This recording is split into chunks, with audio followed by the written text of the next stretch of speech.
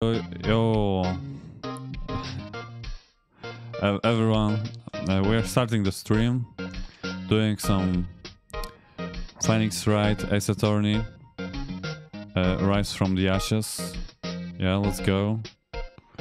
Yesterday was a day of destiny. I knew something was going to happen. Just like I know that daily special on Friday every week is Salmon. Oh. I would like to have this a bit quieter. Destiny was yesterday, special for some reason. You are a defense attorney, right? You should know one. You should know the full misdeeds of the evil ones who hound this den of inequity. Evil ones? Prosecutors have no qualms about blackening the name of innocents. And yesterday they paid homage to the most evil one of all. They gave an award for King of Prosecutors. What a farce. So she's saying there was some sort of prosecutors convention yesterday. I was almost compelled to lace their lunches with something foul. Do you have a personal grievance against prosecutors or something?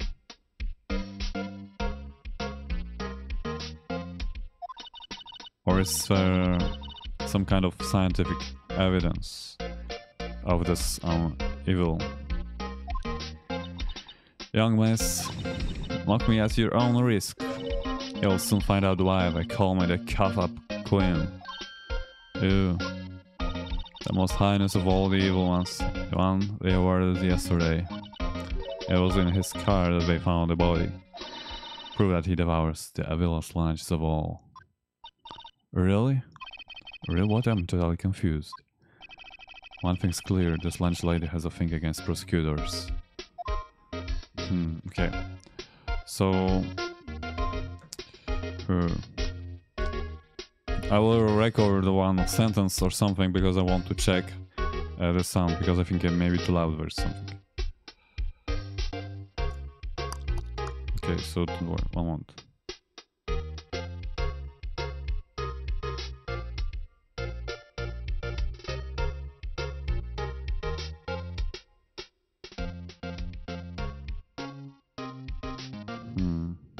Wait, one more time.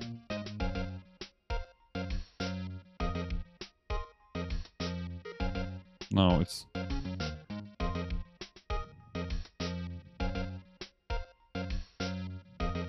It's not really, I'm not loud. I'm... Okay.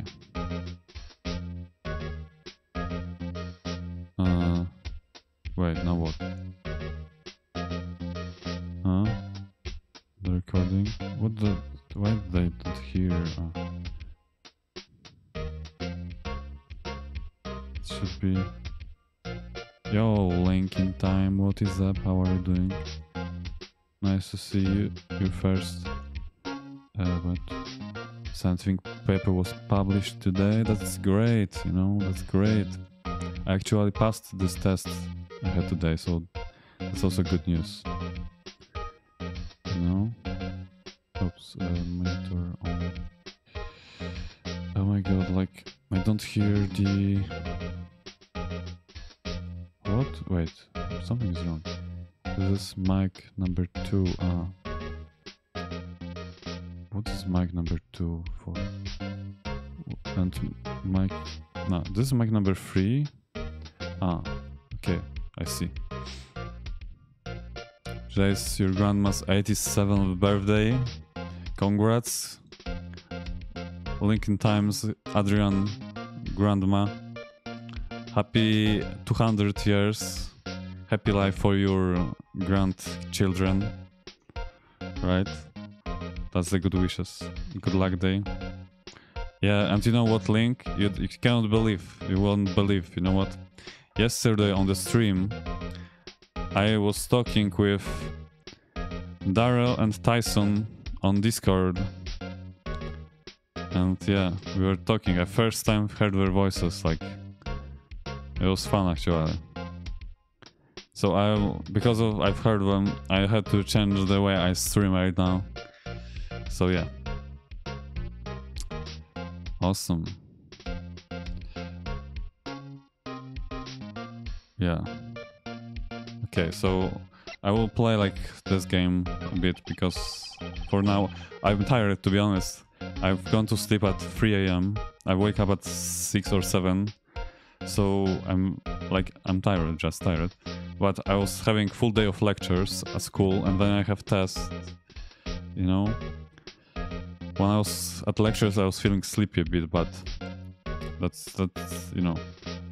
For me the most important thing is that I passed the test and I had a lot of fun last night with the chat, you know, with Daryl and Tyson and other people were there as well.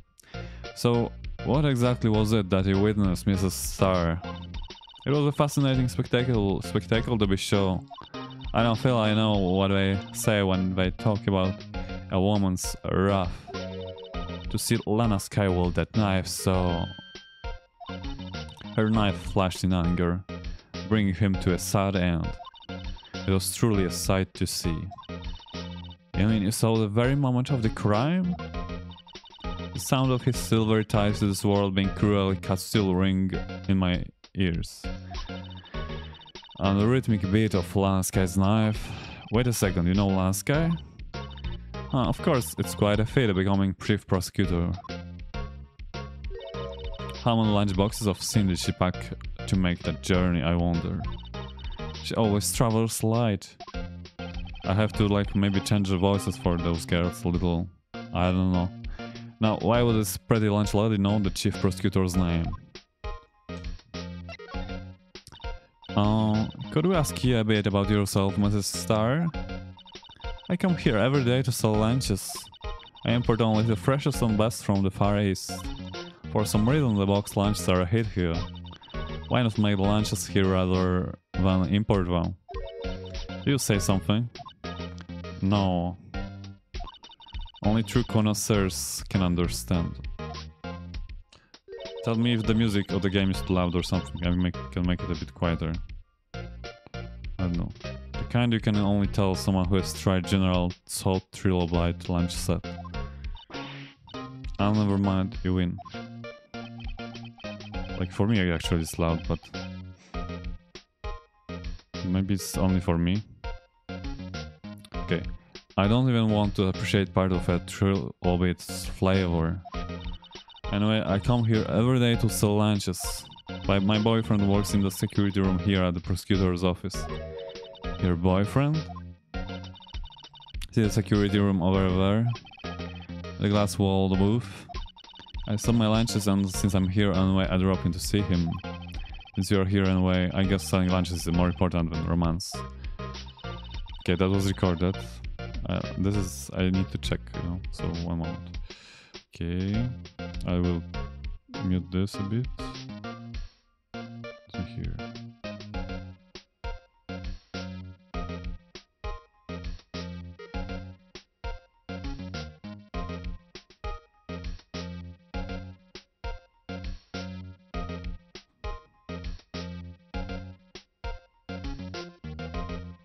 I think it's alright actually. That sounds good. Yeah, sounds good. Okay. Sound is good.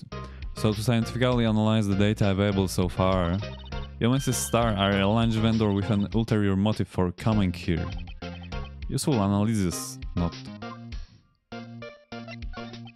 Did you have a bad experience with prosecutors, Mrs. Star? I sense some hostility. Hostility? Huh, perhaps. Prosecutors are all alike, and the bigger they get, the worse they smell. Kind of like 10-day-old clams in the chowder. I wonder if Mrs. Star was involved in some sort of legal trouble in the past. That would be sure cause of food poisoning. Scientifically speaking, of course. I mean, now you are talking... Kebab Queen. I thought she was just a lunch vendor, but now I am not so sure. I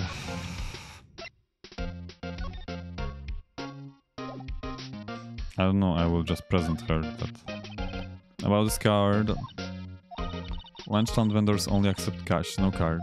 Especially not a card belonging to someone else. No, this isn't a credit card. It's an ID card. It belongs to a detective. And you are showing this to me, the lunch lady? Why? That's like showing a fine honeyed ham to a detective. Why do I always feel like I'm being mocked? Okay. So... I don't know, like, I think... This is the moment I should leave this room. I just started to leave, like, I don't... Okay, I think we are going somewhere else, like... High Prosecutor's Office map. February 22nd... High Prosecutor's Office. Room 1202. This is the kind of room that just screams, I can't do the job. Quite a change from your office, really. Thanks. Look, there's a trophy or something here. Trophy? What, that shield? It takes a real nerve to display stuff like this. Whoever's office this is, they must be a real stack-up jack. Thinks right. You never tire of prying into other people's business, do you? That voice. Long time no see, Edgeworth. Huh? Oh, Mr. Edgeworth. You know him from somewhere? Of course. I'm his biggest fan. So this is the... I mean, you finished that game, right? I guess, Link. This is like the last chapter. That after the Edgeworth was, you know, sentenced and freed. My sister introduced us once and... Right, her sister is the chief prosecutors after all. Well, what brings you here? I warn you, I've been known to be a real stuck-up jerk. No, did I... No, it was just Mr. Right here. Hey, don't blame me. We are just here to investigate a murder case. Murder? A body was found in a nasty, bright red sports car in the parking lot. Huh. That will be my car. What of it? What? Your car? I'll say one thing, she certainly can scream. So the body was found in your car? Go ahead, say it right. You think I did it, don't you? After we went through all that trouble to help me last year and all that. No, we don't think you did it. I mean, it was my sister who stabbed him. Wait, no, she didn't do that. I mean... Wait. So you're the chief prosecutor's little sister, then? Yes, so, Emma Sky, it's nice to meet you again. Now that didn't sound forced at all. A bit over 50 hours of work for you left, you must focus. Alright, link in time. See ya another time. Bye bye. Good luck with your work. Oh, now I remember you really have grown. I'll admit, it was a surprise for me too. To think that my own car would become the scene of a murder. More surprising still. I'm being forced to prove my superior's guilt. I can't understand. Wait, what did you say? Alaska is the chief prosecutors, the top prosecutors in the district. She cannot prosecute herself, so I will be the prosecutor at the trial tomorrow. You, Mr. Edgeworth. Oh my god. To be honest, it's a bit of a miracle I'm still here at all. What do you mean? Rumors. You've heard the rumors about me, haven't you? Miles Edgeworth. It's hard to remember a time when there weren't rumors about this guy. Forging evidence, arranging false testimony, illegal searches, you name it. Thanks to you, my innocence was established in the trial at the end of last year. However, there are some who say I'm the one responsible for the current incident. What? That's crazy. Huh? Some people need very little excuse to think ill of others. It's a fact of life, impossible to stop. But some of them even go so far as to present me with toys like this. But I think it's funny. Toys, that bronze shield. There's got to be a story behind that one. Chief Prosecutor Sky? Yes, we first worked together on a case 2 years ago. It was my first big case. That's right, I remember. 2 years ago, I wasn't even a lawyer yet. Since then, I always felt that she was looking out for me. It appears I was mistaken. Mistaken? Why? I mean, I know she's not the warmest person, but I'm sure she felt some responsibility for you. Well, why? Why did she stab someone in the trunk of my car? Not only that, she stabbed him with my knife. What? Mr. Edgeworth, your knife was the murder weapon? To be specific, it was the knife I kept in the toolbox in the trunk of my car. The murder's weapon usually in the Edgeworth's toolbox, traces of victim's blood, no prints. I took record. Edgeworth? What? Are you sure you didn't do it? Come on, can't he take a joke? You have a strange sense of humor, Mr. Wright.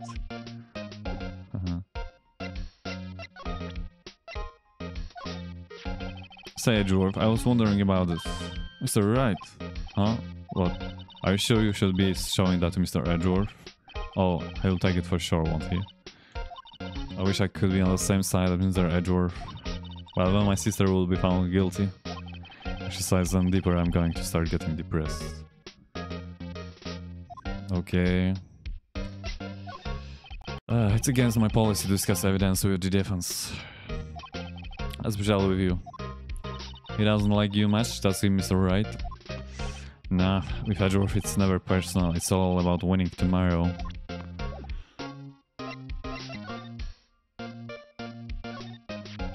I've been wondering, what the heck is this? It has a big K on it. Mumbles of prosecutors. Huh? What's that? It's the King of Prosecutors trophy. King of Prosecutors? It's a great honor. They send that shield to the best prosecutor each year. What? So that that's...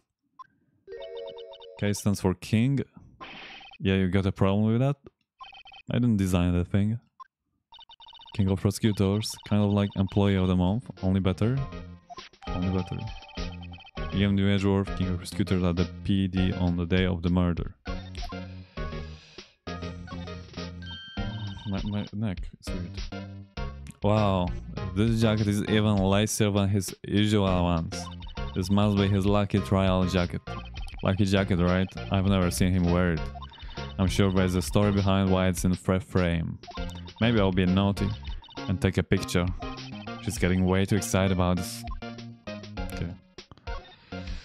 My, what an amazing bouquet. Just right for Mr. Edgeworth.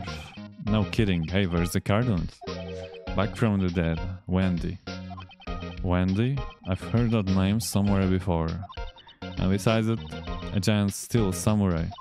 Well, I want one. Huh? There's something written on the bottom of his foot. Between the rock and the hard place. Wendy.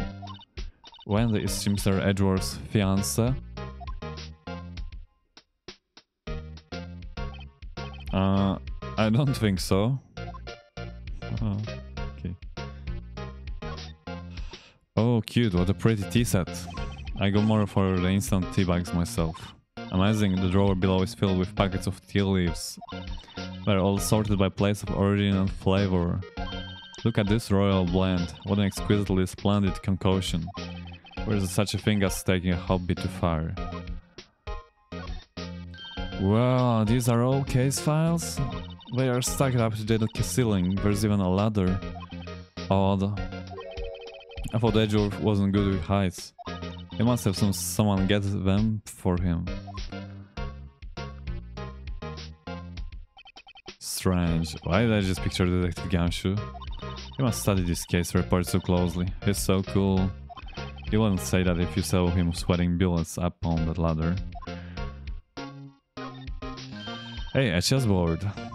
I'm not too up on my chess, but it looks like blue's in a bit of a tight spot.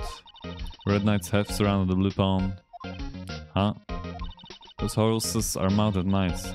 Their swords have really sharp edges. And check out that poor pawn, his head is kind of spiky. Kind of reminds me of you. Mr. Edgeworth must be an avid chess player. What's wrong with Mr. Wright? Edges surrounding the pawn with spiky hair. Nah, it's nothing. A work desk is quite tidy as one might expect. What a nice desk, easy to use and easy on the eyes. It's polished so well I can see my own reflection. Strange, why did I just picture Detective Gumshoe? Maybe I'll take that name plaque as a souvenir. Don't, he will sue. So why I can... So that's the King of Prosecutors shield, huh? Well done, Edgeworth, you must be proud to be King Prosecutors. Congratulations, King of Prosecutors. Please stop saying that. That still doesn't explain one thing. Why is the tip of the shield broken off?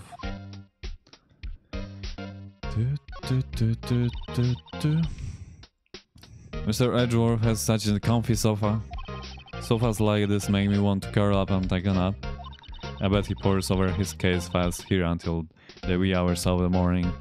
Then he takes off his jacket, rolls up his sleeves, and goes to sleep using his arms as a pillow. I don't believe it.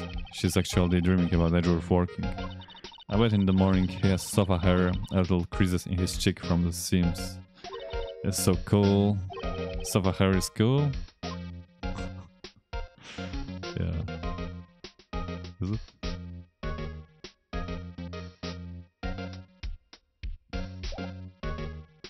Alright, alright.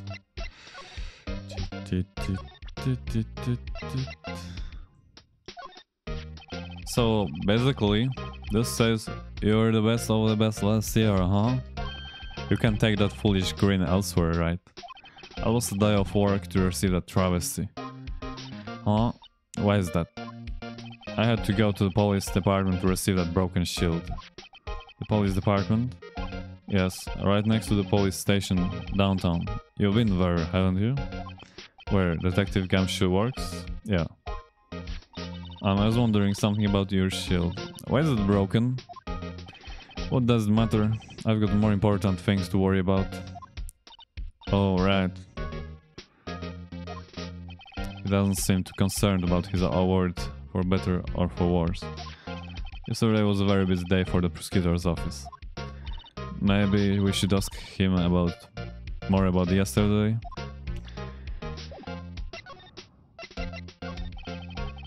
Could you tell me more about yesterday, the day of the murder? Yesterday was the annual cleaning day at the prosecutor's office. Cleaning day? Working with the police department, we sorted and filed all the evidence for solved cases. We called evidence transferal. Wiping your hands off old case, in other words. Oh, and another thing, the ceremony was held at the police department. There's an annual review and awards for outstanding police officers and prosecutors. And that's when you got the shield. I was at the police department yesterday afternoon. I got back here at 5:12. That's very precise. People like myself and Mr. Edgeworth pride ourselves on our precision, Mr. Wright. No, I place little faith in my memory. The only thing I trust is solid evidence. Edgeworth's parking stop out to the record, 5:12 PM. This is the parking stop from the underground lot. The murder took place around 5:15. 5:15. So the murder happened right after we got back. What? What's right? Oh. I'd appreciate if you'd direct that suspicious glare elsewhere.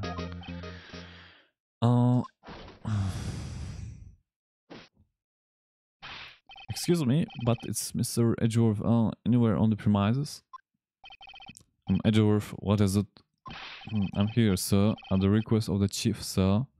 I'll go to your report, sir. Report? What? Did you find new evidence in the case against Chief Prosecutor Sky? I don't like the way this conversation is going at all.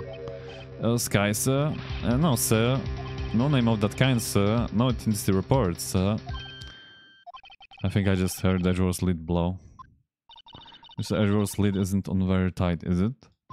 I made a clear request to police department, did I not? I need to focus on the trial tomorrow, so don't bring me anything unrelated. Sir, but sir...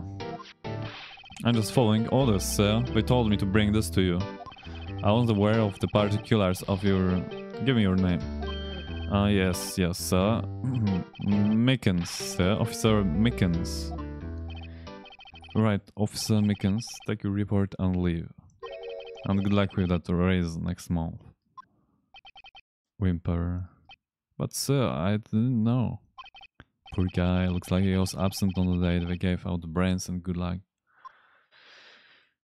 He was like keeping the good luck charm with him. Right. Yes sir. He caught me off guard. As you can see, I'm busy. You may leave now. That's what he says, Mr. Wright.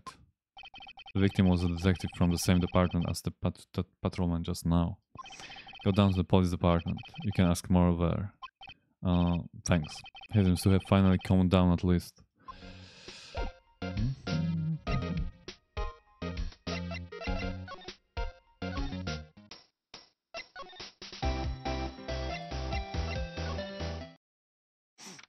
February 22nd, police department entrance. Okay, now. Here, we are finally here. Why do they put the police department so far away from the prosecutor office? Beats me. That took almost 30 minutes by taxi and traffic wasn't even that bad. The police department, huh? I've only ever been to criminal affairs next door, huh? Hold on, what's that?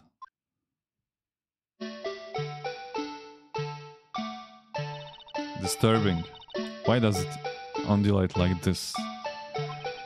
Oh wait, I know, this is the Blue Badger. They're trying to make him the police mascot. Well, Mr. Wright, you sure know a lot about the police. Still, he does seem familiar somehow.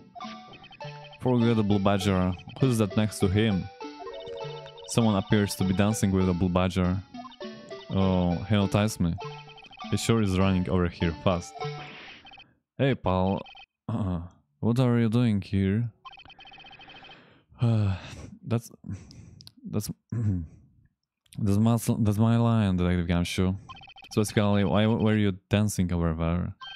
What? Well, at least he doesn't seem to be busy. This is our chance to get information. Hey, I will have you know I'm a very busy man, pal. I'll give you one word of advice, Paul. You'd better not agree to defend the suspect in this case. Why not? Huh? Well, it's just that the chief prosecutor has confessed to the crime. She says she summoned the detective to the prosecutor's office and she killed him. But what if she's not telling the truth? Yes, well, no. Come on, pal, there's plenty of evidence against her.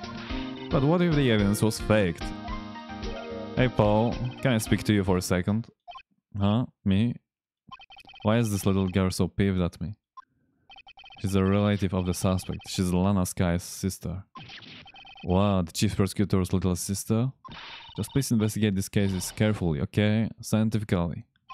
Yes, sir. Oh, by the way, you might want to keep your voices down. You don't want to be overheard using words like faked. Huh? Just, it's a sensitive issue with us these days. So, what are you doing here, Detective Gumshoe?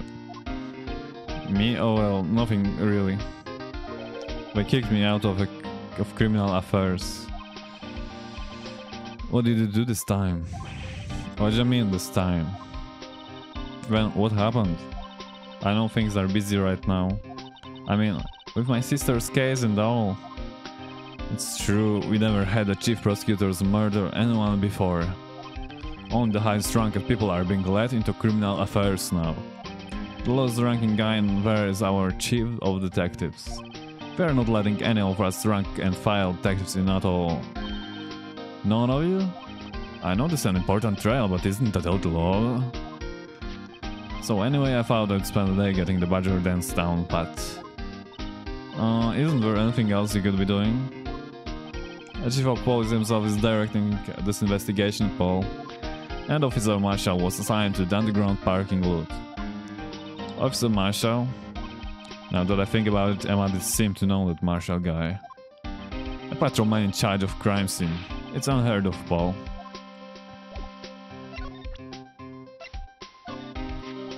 Detective Gumshoe, what can you tell me about this? Hey Paul, this is a detective's ID card. You can't just keep that, you have to turn it into the police. It's people like you that get me into so much trouble all the time. Main Detective Gumshoe must drop his card a lot. Let's see. Bruce Goodman. Goodman? Sounds familiar. No, my mistake. But didn't you work together with him in criminal affairs? Well, no, I remember. Bruce Goodman. He's the victim. That's what I thought. Can you tell us more, Detective Gumshoe? Found in Mr. Edgeworth's scarf, stabbed with Mr. Edgeworth's knife, huh? What would drive Chief Prosecutor Sky to do such a thing? Wait, I didn't mean, I mean, sure, of course someone else really did it. Someone who must have a grudge against Mr. Edgeworth. The car and the knife do seem a little too well organized to be a coincidence. Poor Mr. Edgeworth, what could have happened? We have to find out a little more about what's going on with Edgeworth.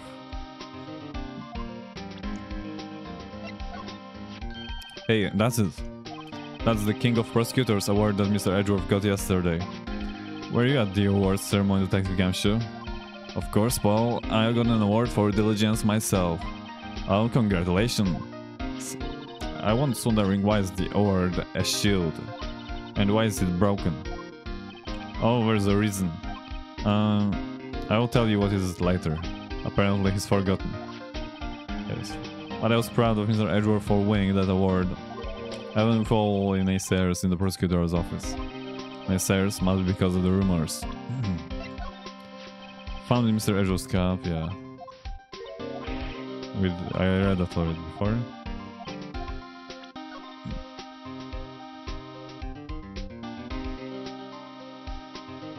I forgot that you can rotate it. There's nothing.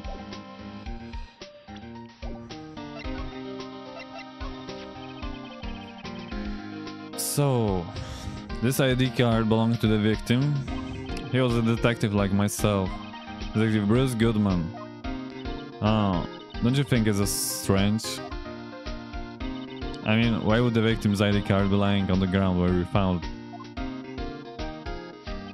Well, Detective Goodman should have been at the police department yesterday. There was an evidence transfer for a case he handled 2 years ago.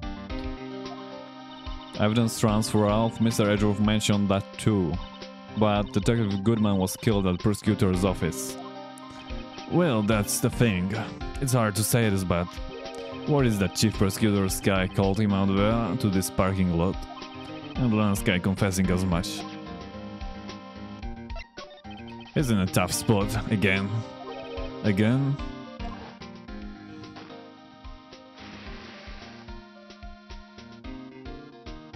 Well, it all started with the murder of that defense attorney, Hammond.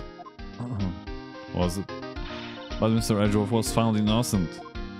Listen, Paul, there have always been rumors about Mr. Edgeworth. Forging evidence, making deals with witnesses. Nothing outright, but there's always whispered rumors. Ever since he was accused of murder, no one whispering, we're practically shouting. But there's no evidence against him.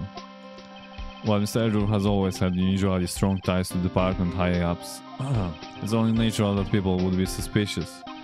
I had no idea he was under gun. Anyways, the latest case has started a new rumor. People say the only reason he took this case is because he's aiming for the chief prosecutor's position himself. What? But I know the truth, Paul. Nobody wants to be the one who has to prosecute the chief prosecutor. Mr. Edgeworth is biting the bullet on this one. He's doing this for all of us.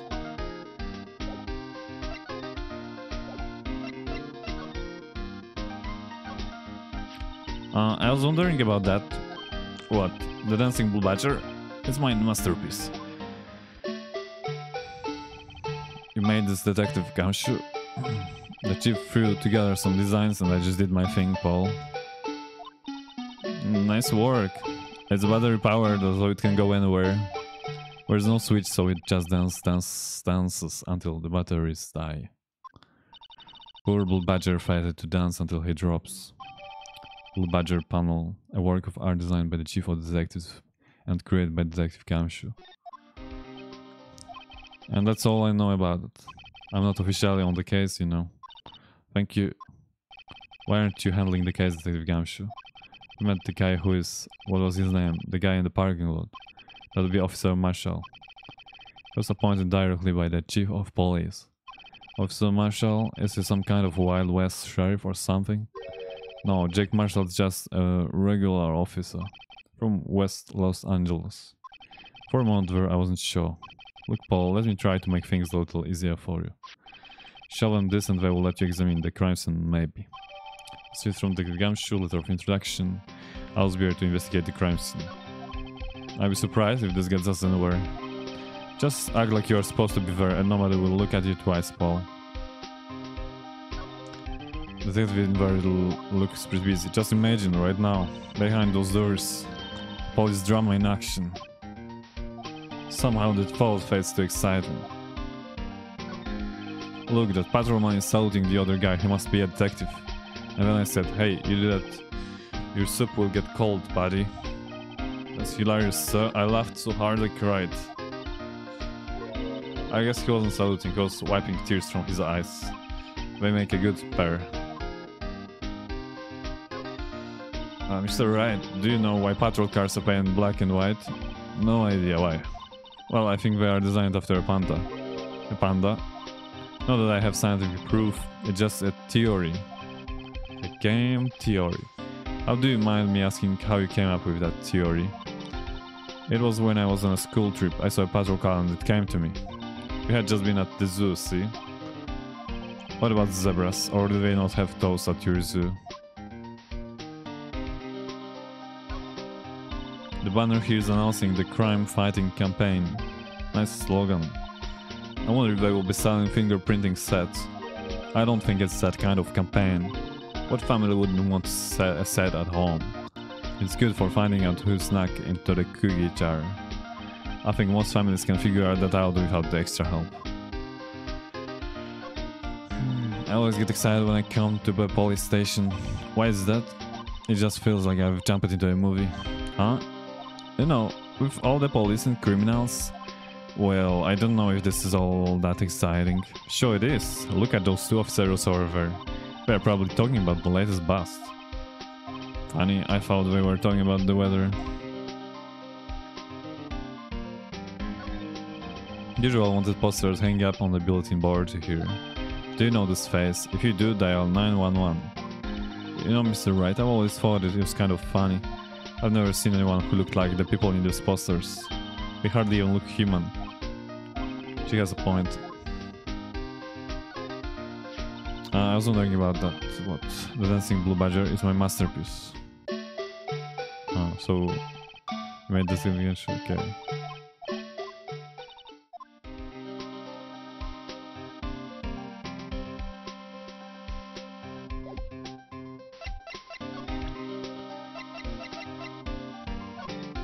As a detective, I have to keep my mouth shut on that one. I know better when to go blabbing on about things I don't know about. I wouldn't want to do that either. Good. As a detective, okay.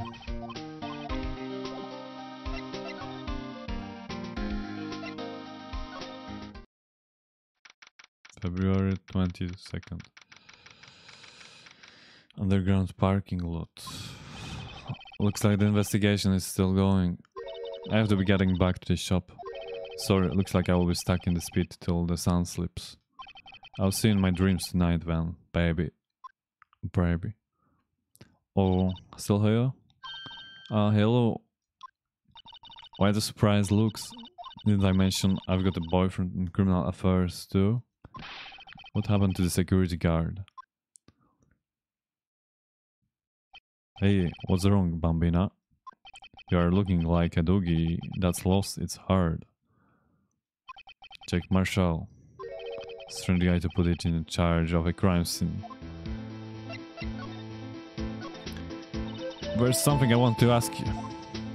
The scene of the crime, a cold grave for men who've lost their dreams. On me, I watch all of them as they sleep, dreaming of the desert's harsh judgment. He's asleep. Well, should we show this hopeless case something to catch his interest? There's something I want to ask you. The scene of the crime, a cold grave for man and me, okay.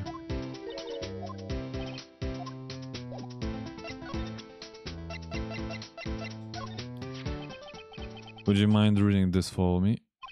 What's this? I warn you, fan letters to me go right into the spittoon. It's a letter of introduction from Detective Gumshoe. May we investigate? Gumshoe? Ah, that old cowdog. Huh. Holding a birthday party or something. Huh? Look, where it should say letter of introduction, it says invitation. Ah, I think I just miswrote it. Wait, why am I getting all defensive here? No worries, this proves it's from Detective Gumshoe better than a blood test. Guess I'd better let you in then. Thank you, Officer Marshall. Oh, that's right, he's a patrolman, not a detective. Which reminds me... Hey, wait a sec. Is the crime scene supposed to be handled by a detective or a hire? Well, folks, the clues are calling. Welcome to our gold strike. We like the settler strike out for lands unknown. Manifest destiny, let's have a hoot henani. Not to say police investigation or like settling land. Well, Mr. Wright, what do you say? I say I won't be needing this anymore. Liv Gumshoe's letter of introduction crumpled and discarded.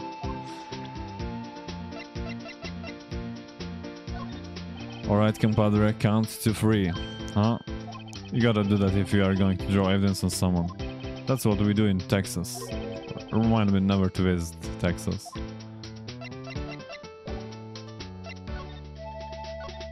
Officer, could you tell us more about the victim? Goodman, always the young. Remember that part now. Could you be a little more specific?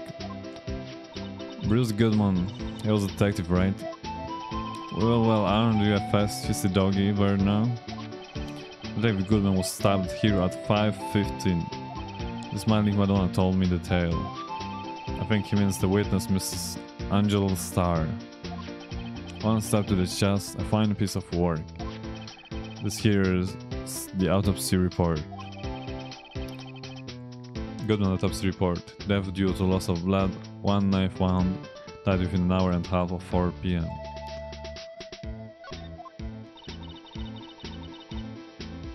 Was my sister involved with the victim in any way? Funny you should mention that, Bambina. Chief Prospector Sky and Detective Goodman had nothing in common at all. Nothing in common. We apparently worked together on a case a few years back. So there's no motive. Goodman wasn't a particularly gifted detective. That's one reason why he didn't do much work with the Chief Prospector. But my sister called the victim here on the day of the murder, right? Here to this parking lot. So it seems like calling an unarmed man to a shoutout at high noon. I don't mean any offense, but Officer Marshall, you are a patrolman, right? No detective. You call me out, they shout you for that in Texas. Huh? I was one of them fancy shoot detectives till 2 years ago, to tell you the truth. Oh really? Now he tells me. But you are a patrolman now, so how can you be in charge of crime scene? Nothing gets by you, does it, Bambina? So why are you in charge? No reason, we are just showing hands right now. I'm keeping an eye out in the meantime. That's all that, though. Detective Gumshoe was saying he had nothing to do. Nothing important, at least. There's nothing about a sad old cowdog that can't find his tail. Maybe it's because he runs with that age wolf, yeah? Age wolf? That cowdog's been kicked out of his cattle run by order of the chief of police. Just he doesn't realize it yet. That Gumshoe kicked out of the investigation.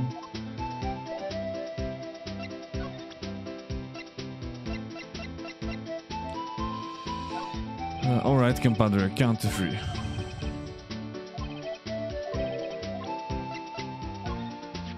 5:12 p.m.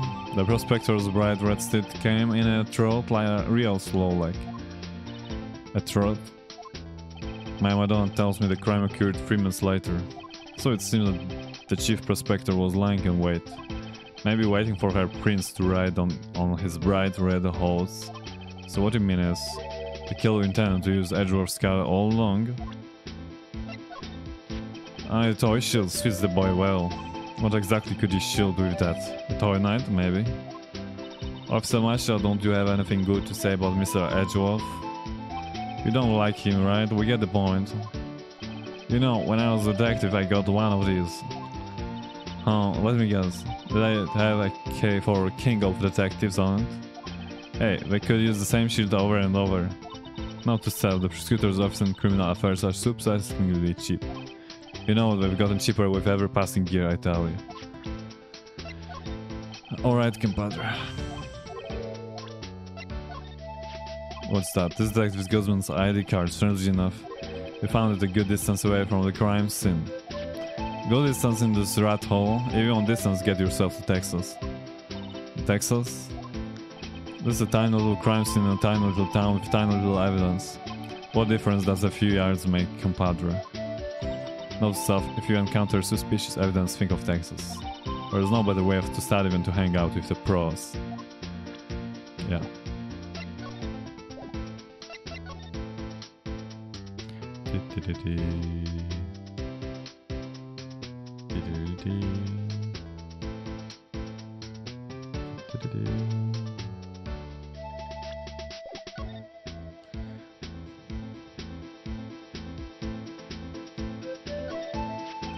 This looks like a cell phone.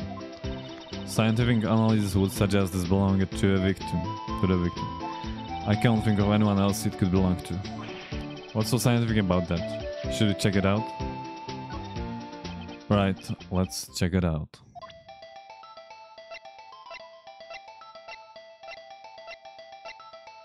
Cell phone.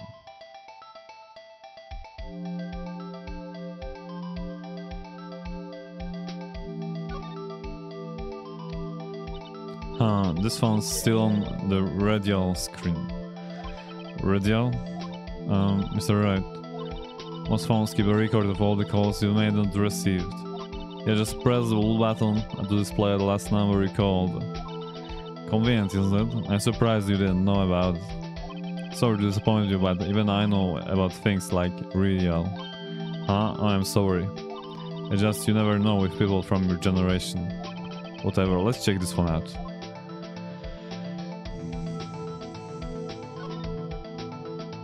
Now to see who the owner of this phone called last. Not a self-defense attorney doesn't think first, he just pushes the button. Beep.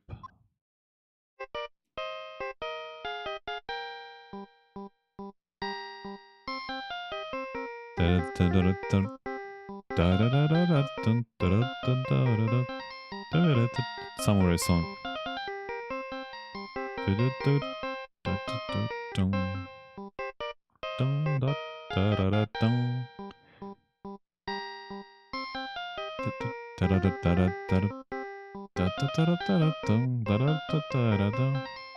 Hey, that song, I know that. Hey, what's going on over there? Beep. Oh, sorry. I see you, partner. You pressed the redial on that spare phone, didn't you? Oh, well, yeah. Whose phone is this anyway? It was on the ground over there. Whose is it? That belongs to Chief Prospector Sky. What? It's my sister's?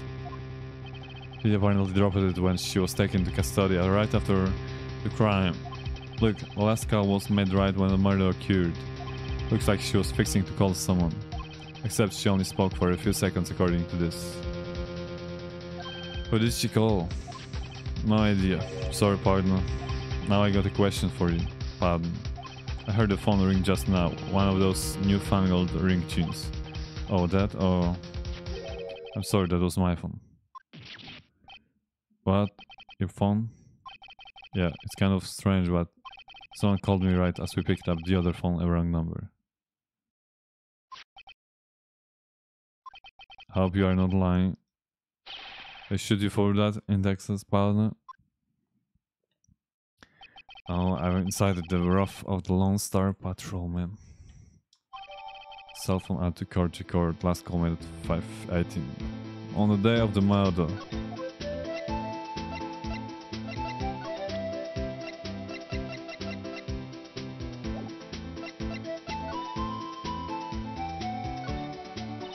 This rope, is it? Yep, we laid it in the outline of the victim's body. So wait, the victims must have died when the killer closed the trunk on him. You have got to be the only person I know that would come to that conclusion. This appears to be the car where the body was found. It looks like the lock on the trunk is busted. The crime took place in the underground parking lot at the prosecutor's office. The body was found in the trunk of my subordinate's car. Quite a luxury car, it just screams I have money to burn. Yeah, prosecutors get the big bucks. I see 1 and 3, but where's 2? B block is through there, that's where visitors park. I can see the Lunchland car over there far in the distance. Hey, you were right, I like the cute design on the door. You can see a cartoon cow munching down on a juicy looking steak.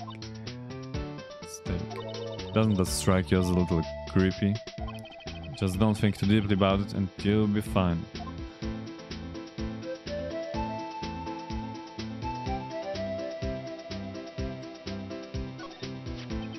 What's this? Looks like a note of some sort.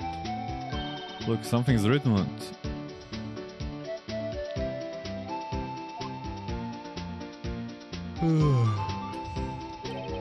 You are right. 6. They say it's 7 as 12 too, but it doesn't have to be that. If I remember correctly, it could be also 1 instead of 7, but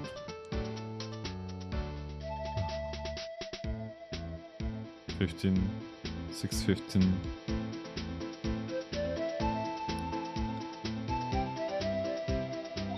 Where's the name printed on the paper about that Goodman? Maybe it fell out of his pocket when he was killed. Well, so what does it mean, Mr. Wright? How am I supposed to know? Note self or deductive reasoning go to Edgeworth's, not right. I'm sure Edgeworth wouldn't know what this means either. Victim's memo found in the car trunk. Goodman's note.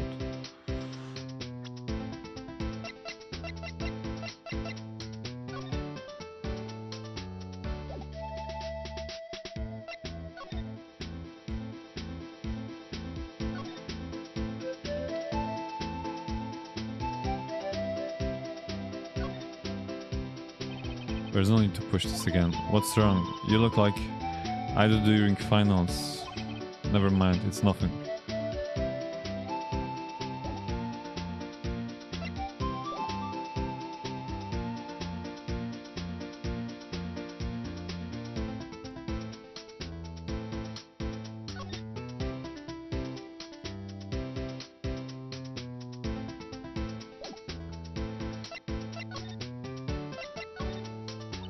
So, there's no connection between Detective Goodman and my sister.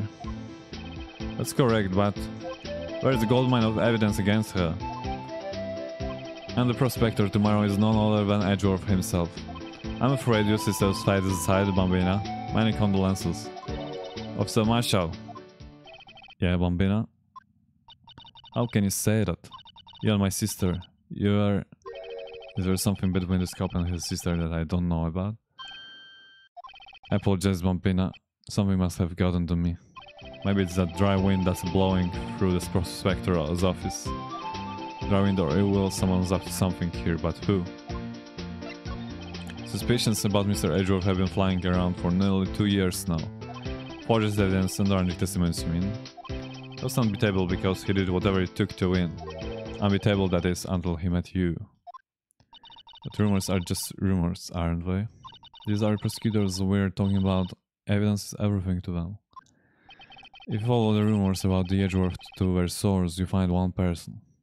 But very off limits, untouchable, you might say.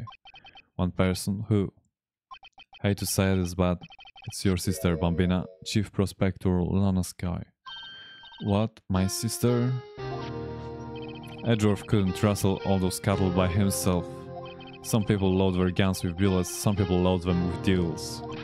What you are saying, Edgeworth was making deals to win trials? Wherever his gunshots were bound to be billets. That's what the old timers say. There's a big old secret, hidden around here somewhere, everyone knows it. Is that why Detective Gamshi was taken off the case?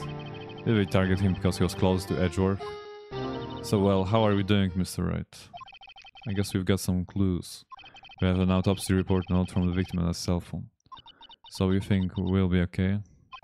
Well, the only thing that's still bothering me is that Lanska is confessing to the crime. She says she did it. No problem. I can guarantee that she's not the criminal. Oh, by the way, Emma. Yes? I know that song your phone plays when it rings. What? It's a Steel Samurai Vim song, isn't it? That popular TV show for kids.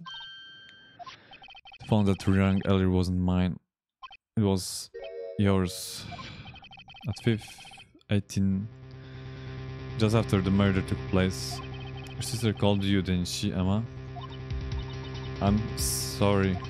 Can you tell me what you talked about? She hung up right away. I see. Stefan update in the court record. Joseph is murdered and the suspect is the top prosecutor in the district. I've got a bad feeling about it. Like, maybe I still don't know everything about what went on here.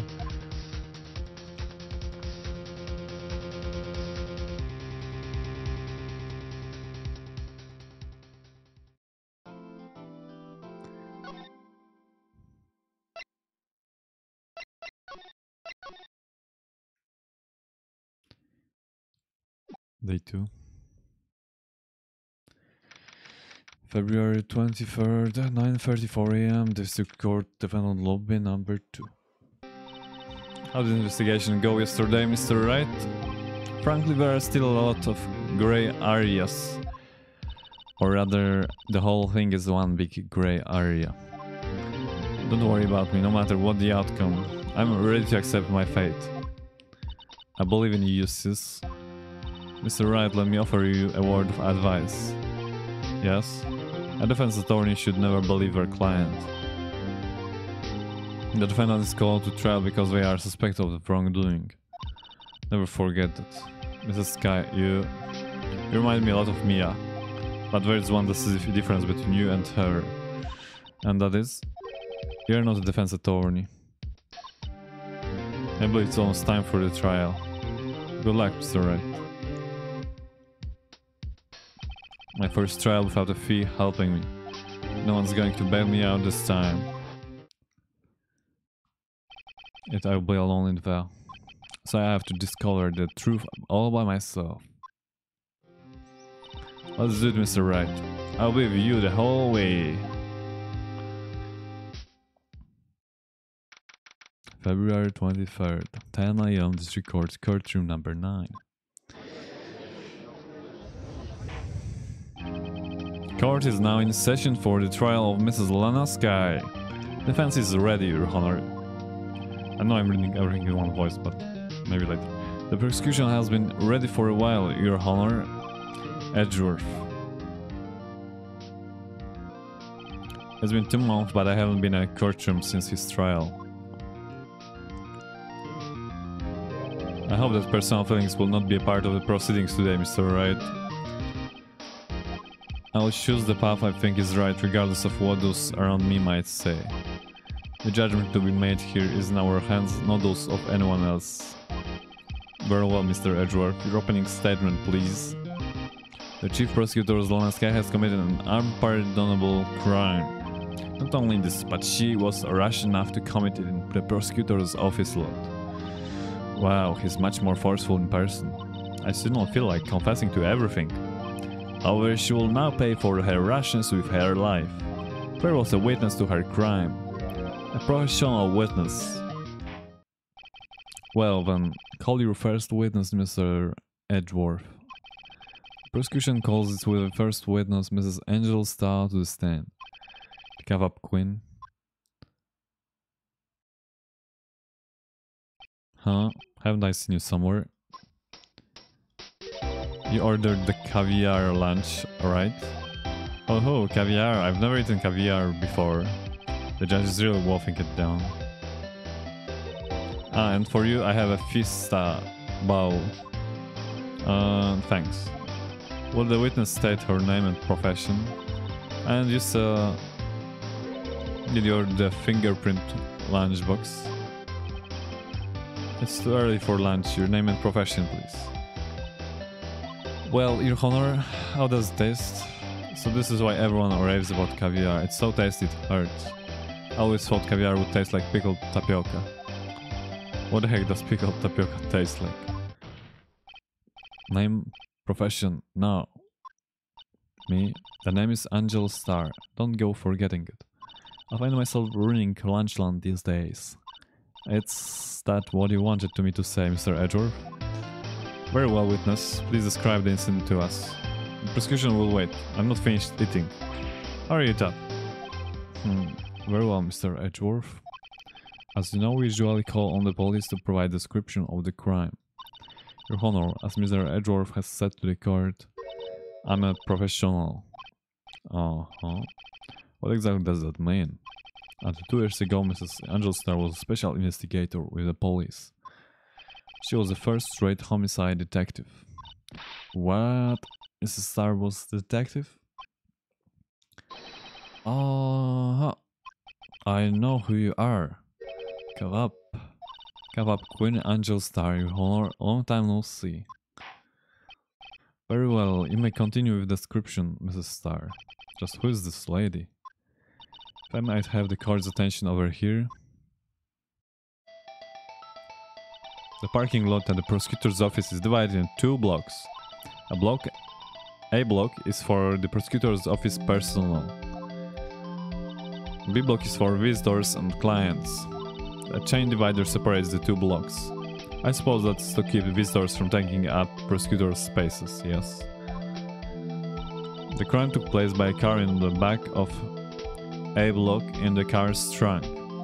The killer stabbed the victim with the knife and went to drive the body out. Unfortunately for her, there was a witness and an arrest was made on the spot. And who was this valiant witness? Why, it was me, Your Honor. Parking lot floor plans added to the court record. Witness, did you see the very moment of the crime? Of course, Your Honor. Immediately after that I apprehended the chief prosecutor. Huh. Seems rather cut and dry, doesn't it? Well, Mr. Wright, I can't agree on principle, Your Honor. Seems that some poor losers are unwilling to accept the truth, Your Honor. Shall I proceed to crush what little hope they have remaining? If you can, then give them your worst, Mrs. Starr. Wait, are we talking about me?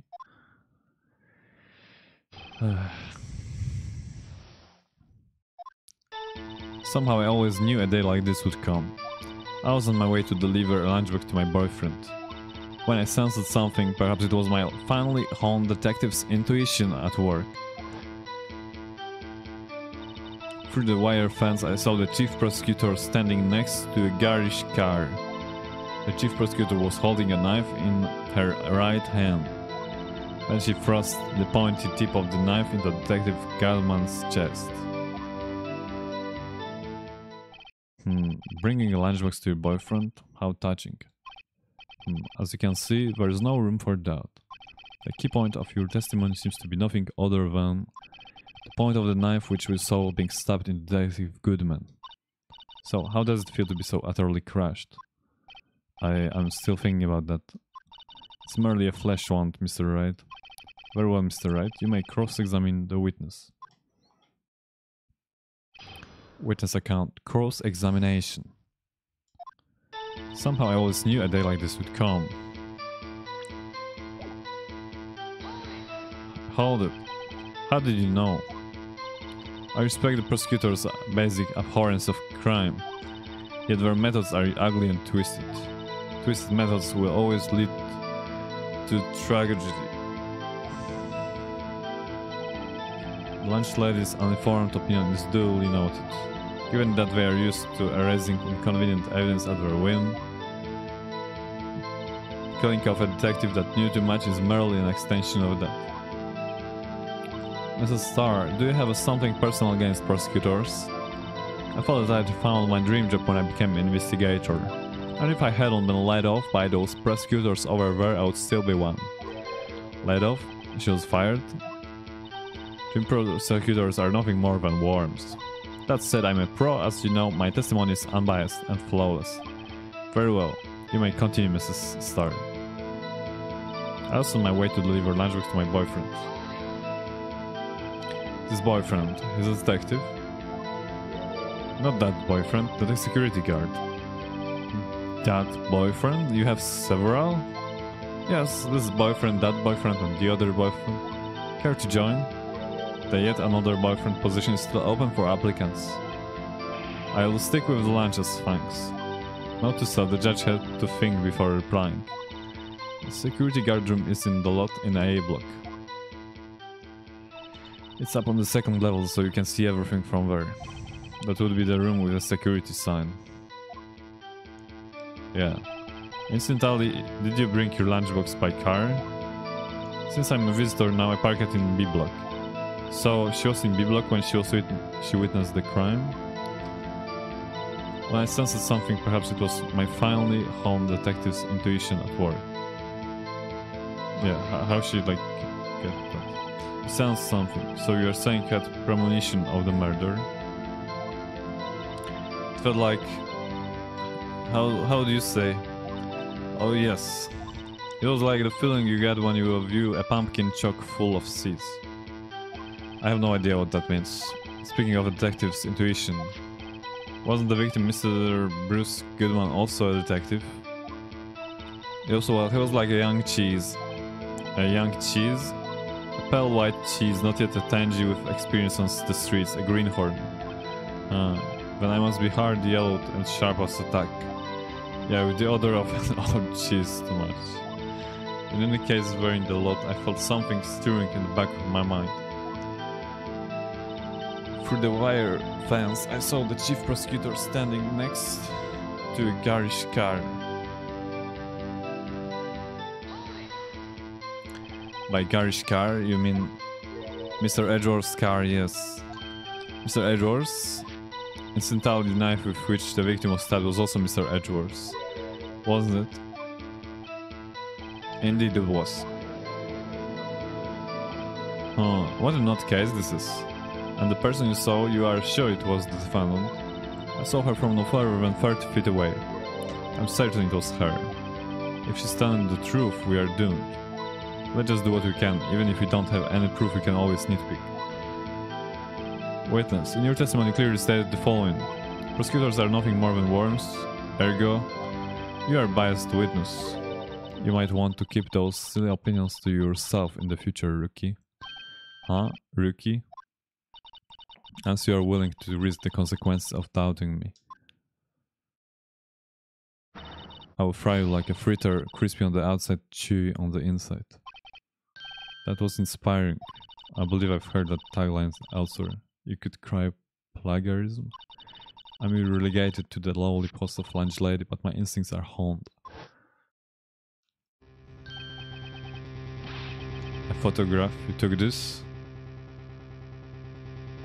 The moment I witnessed the crime, my reflexes took over and snap, I took a picture. In fact, one of my lunchboxes triggered with a camera.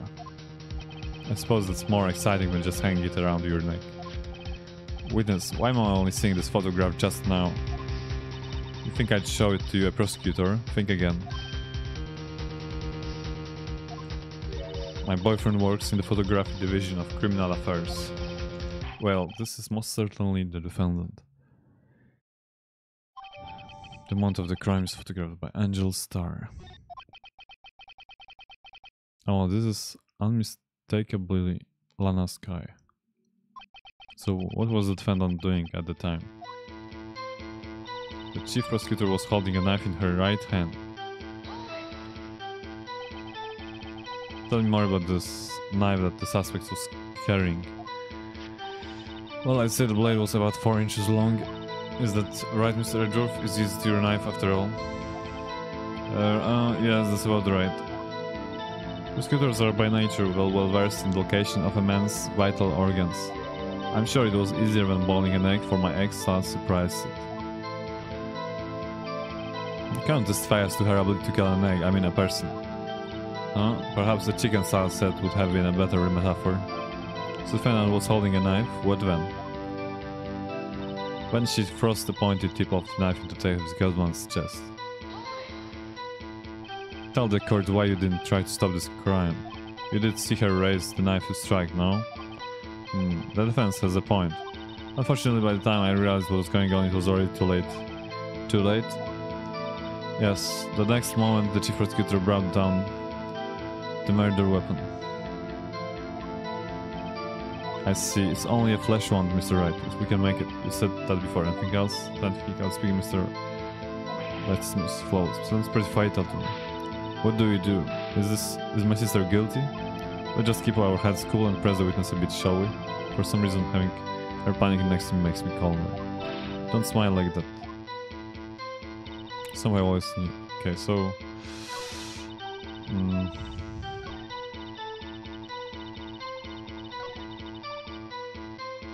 Standing. Okay, so.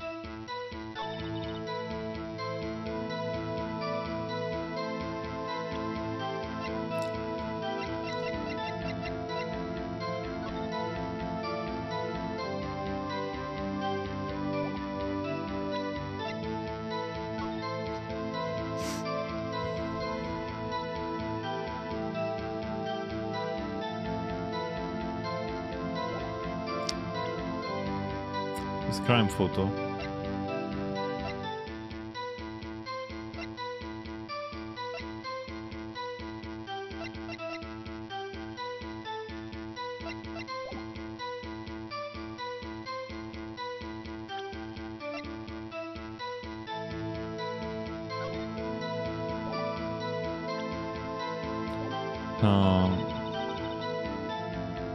Standing, yes.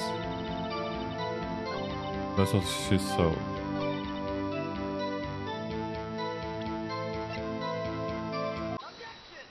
Objection. And you witnessed this? You saw Mrs. Sky stab the victim with a knife? As I've already said, yes. I swear it on my finest salmon swear lunch. I'm sure that is a fine lunch. But isn't that odd? Look at this photograph. This is the photograph you took of the very moment of the crime, isn't it? Why Mrs. Sky is not holding a knife?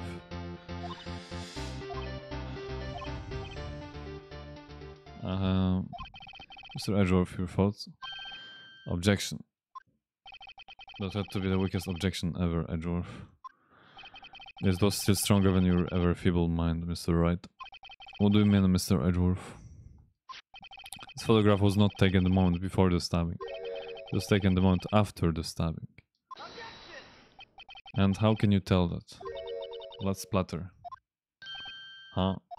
See the dark crimson stains on the chief prosecutor's coat? It's a black and white photograph. Yes, it's hard to tell, but this could be blood. But Mr. Wright, there's no problem here. No problem, except you. Mr. Wright, are you going to just sit there and take that kind of abuse? Or you got a better idea? Wait, that contradicts what the witness said in her testimony. Namely, that she took the picture the moment she witnessed the crime. Well, it seems I was slightly unclear. My apologies. That's it. If you run out of lunch, you order seconds. Problem solved. If you don't like it, try ordering jumbo-sized lunch from the get-go. Good advice. I'm not sure I understood it, but good advice. I don't have time to stop her. Prosecutor Sky was cold calculating like a robot. She killed without a pain or remorse. It was a premeditated murder. Premeditated? How do you know? Look at the chief prosecutor's hands in that photograph. Well, are those gloves? Surgical gloves made of thin rubber, most likely. Why would she have these on? If it was not premeditated, she wouldn't have to be wearing those gloves. Or... what? These gloves do seem to tell a tale of premeditation. Premeditated murder, a serious offense. Witness adds to your testimony. The murder was planned. The rubber gloves prove it. What if she was just in the habit of wearing gloves, like driving gloves? The gloves were admitted as evidence when the defendant was arrested. They were rubber gloves of the kind used for autopsies. In other words, when the chief prosecutors came to the crime scene, she came to do murder. It's the only possible conclusion one can make. Everything was planned. It was a premeditated murder.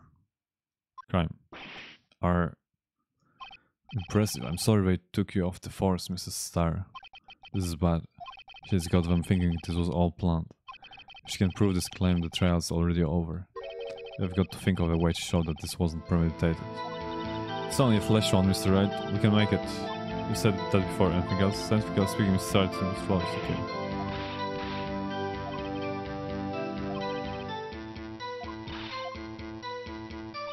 So I always knew they like to come. I was on my way to deliver lunchbox. Since I'm proud, when I finally found the intuition of work through the wire fence, I saw the chief prosecutor standing next to a garage car. I mean, like,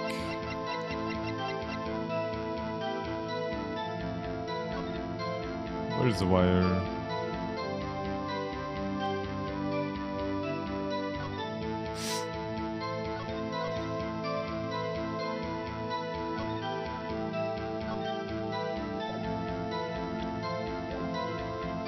The murder was planned, the rubber gloves prove it.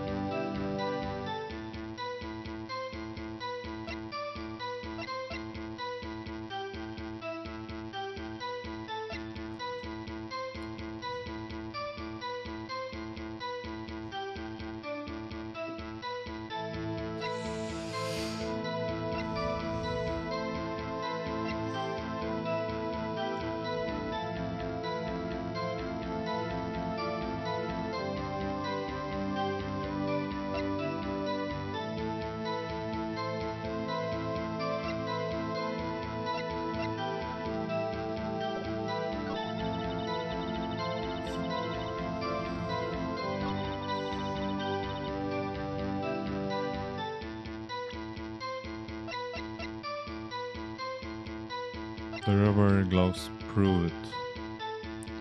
How we can say that's not true?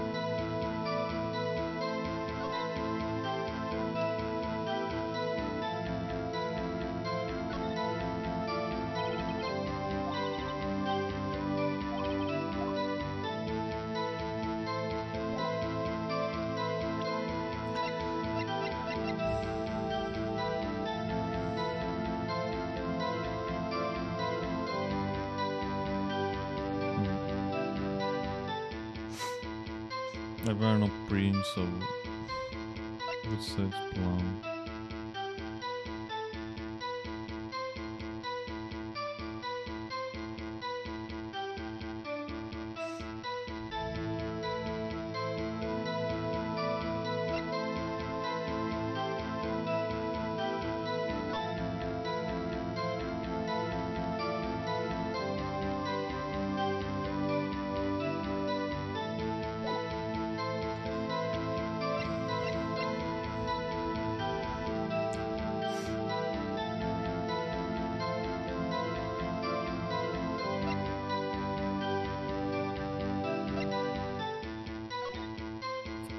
Bruce Goodman, first 6 mail, 4 p.m., 5:30 p.m. Also blood from chest one. One was caused by a 4.5 inch knife. Single stab was found.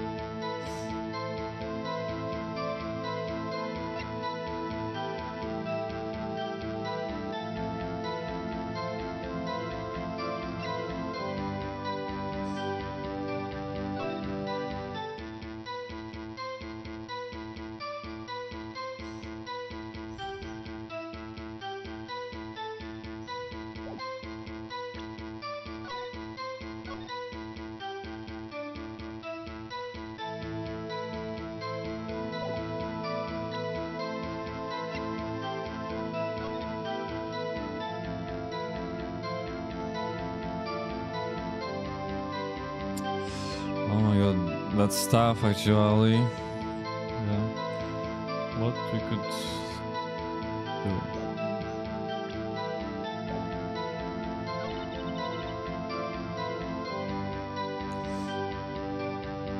I mean, we just look. Yeah. This is something perhaps because my family found the institution at work.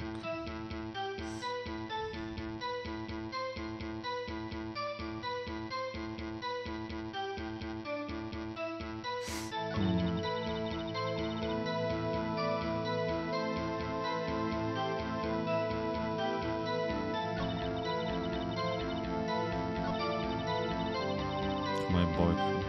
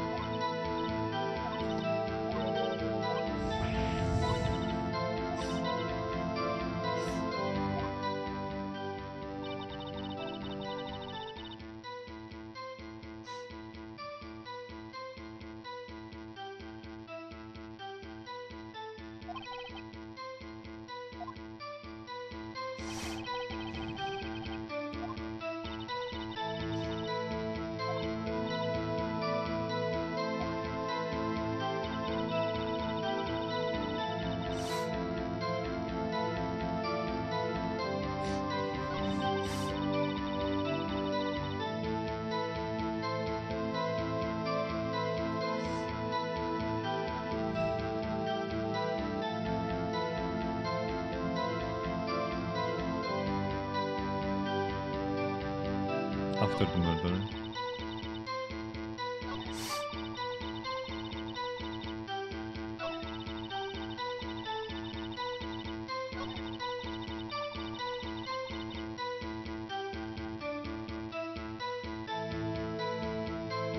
I mean, she saw. That's what she saw.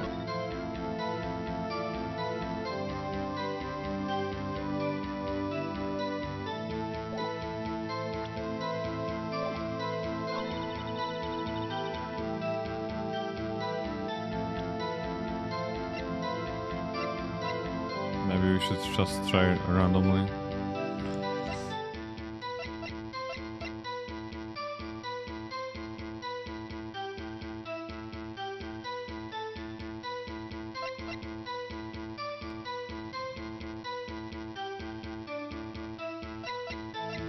$21.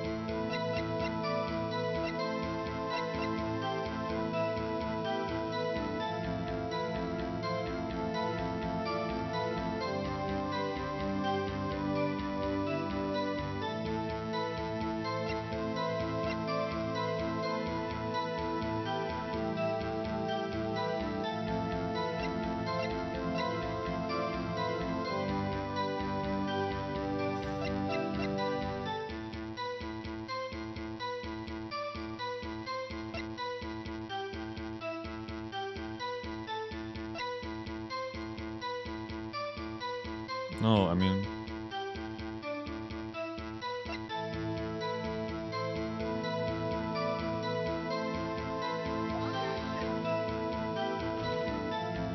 We'll send this to the board. I mean, I'm pretty sure that the gloves don't prove the crime. But...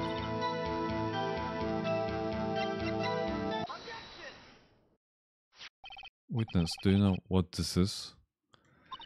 Are you trying to test me? I sell box lunches for a living, you know? That's a knife. The knife. The knife that was in Mr. Edgeworth's trunk. And it is my knife. What's with this case? The bloody murder weapon, a red car, all belonging to the prosecutor, very. Defendant is the chief prosecutor for the district, right? Mommy, are prosecutors bad people? Defense has a request. We ask that the witness provide an accurate testimony. What's that, Rookie? In your testimony, you said that Lanska planned this murder. And that's why she was wearing those special gloves. Seems like a natural conclusion to me. The gloves do indicate planning. However, ought she not also prepare the most important thing? The murder weapon. Oh. This knife just happened to be in the trunk of that car. Ladies and gentlemen, if you are going to plan a murder, you don't forget the weapon. That's how we're going for that. Order, order, order. Great, now the tide is turning in our favor. Great show, Mr. Wright. My sister is as good as free. Alright. I believe the next lunch she'll be eating is humble pie. What? I hope you weren't deluding yourself into thinking that the tide has turned. Not over such a trifling detail. But this shoots a hole in the whole premeditated theory. Bah. The prosecution could care less if it was premeditated or not. The only one who seems to care is that lunch lady over there.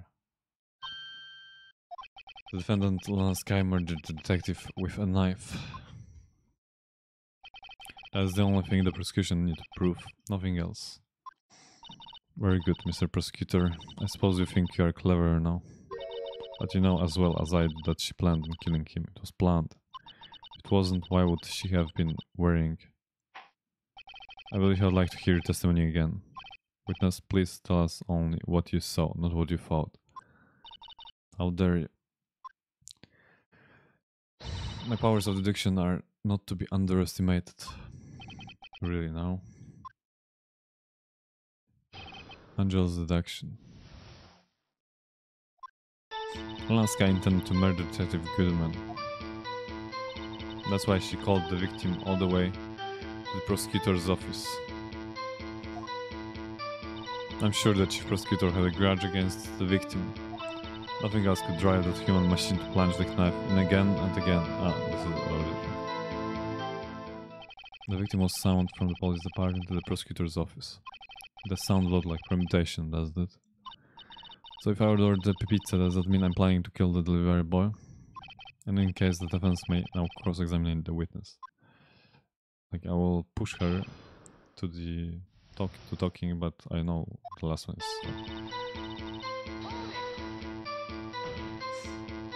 You've said that, but you haven't told us how you know.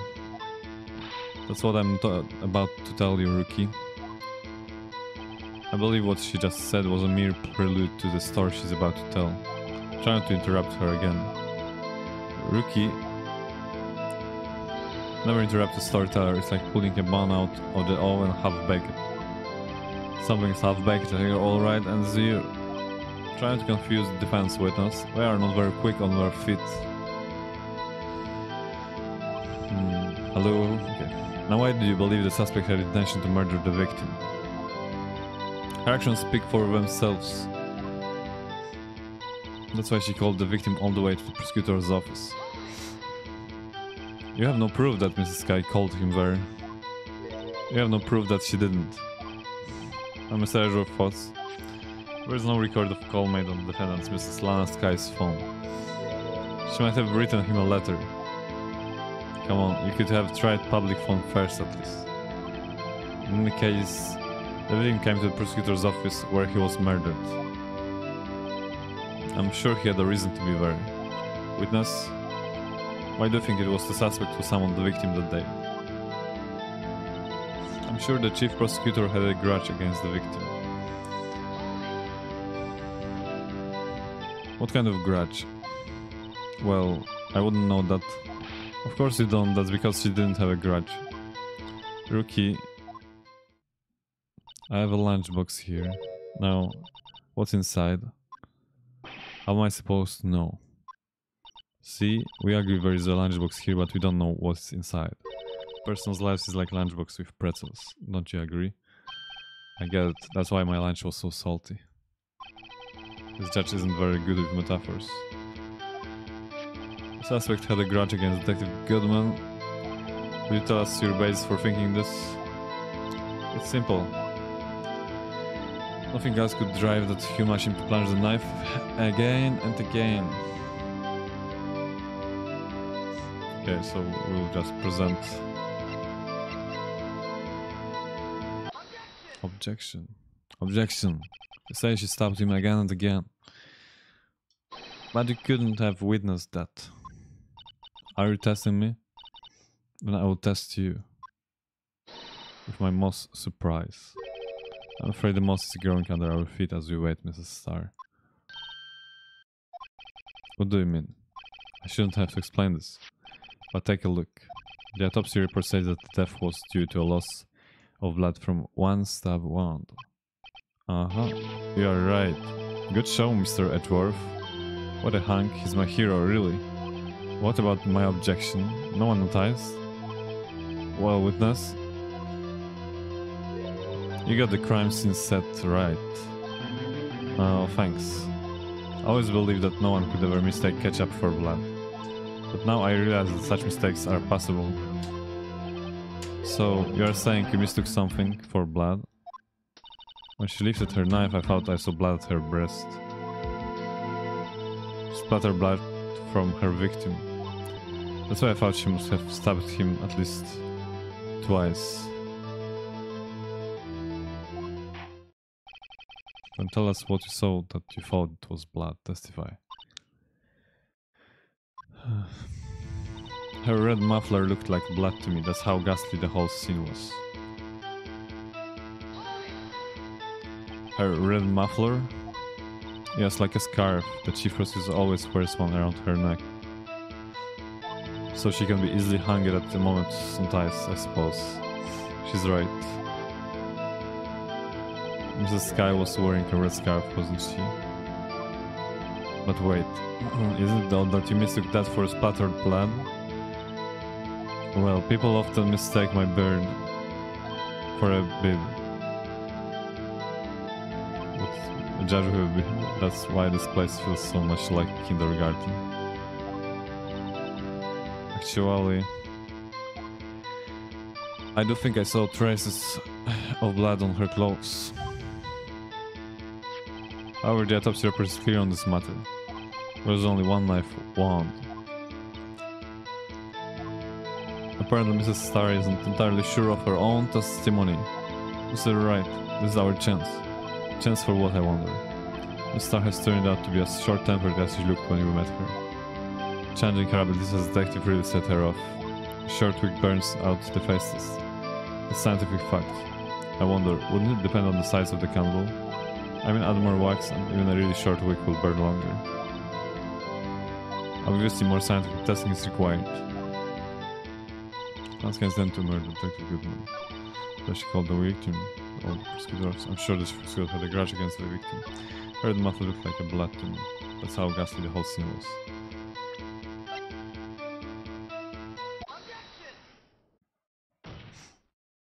Mrs. Starr, I demand an explanation. The witness is clearly not suited for detective work. What?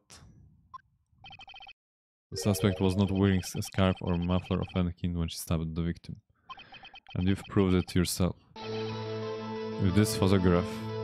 I was just sent that photograph not because scar because I thought but because she mistook the code for that. But that can't be. Only a professional lunch lady could be so utterly clueless. Congratulations, perhaps you finally found your true calling in life. Harsh words, but good. In the end, Mrs. Edgeworth prevails. What was my objection? Chopped liver? But it was there, a scarf. No, not that, but something red, really. Well, now where were we? The witness has given us an entertaining interlude. Back to the business. What? Very well, witness. Continue your testimony. You saw the crime and apprehended the suspect. Tell us about that. Very well. I do remember some things accurately, at least. Ultimately, we couldn't shake the most important part of her testimony.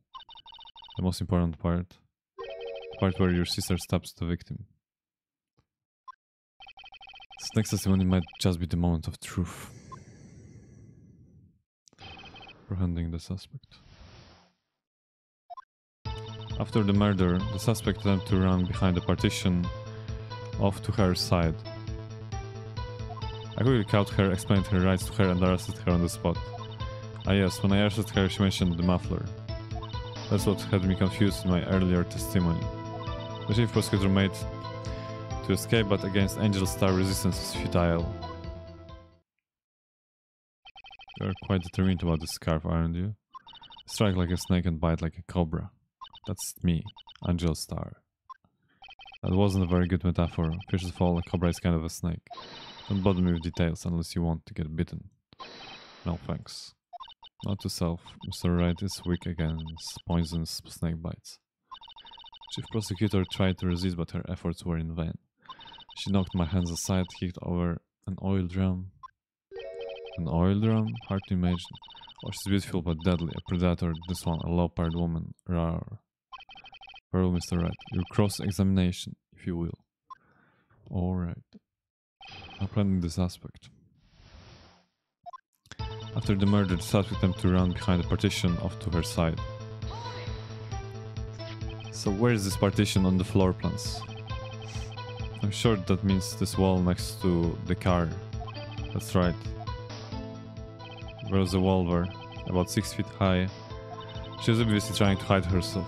Quite a natural thing for a criminal to do. And what did you do then? I cut her, explained her rights to her and arrested her on the spot. That's wrong. You couldn't do that. This evidence clearly reveals that contradiction in that statement you're found. Oh? Really?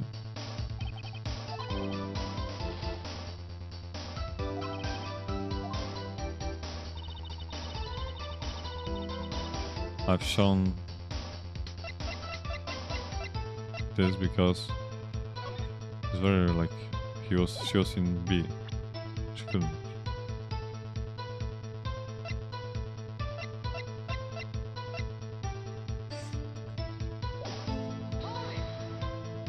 Just say quickly, were you close to the suspect? As I just said, I was only 30 feet away from her the whole time. Maybe I should press her for more details. I'd like to see this on the floor plans, just to be safe. Lunchland car was... She was a visitor, she was parked in B block. So we witnessed the murder from here. That would make it about 30 feet from the car, yes. Is that correct, Mrs. Starr? Yes, that's right. But there was a chain link fence in front of you. And over it, of course.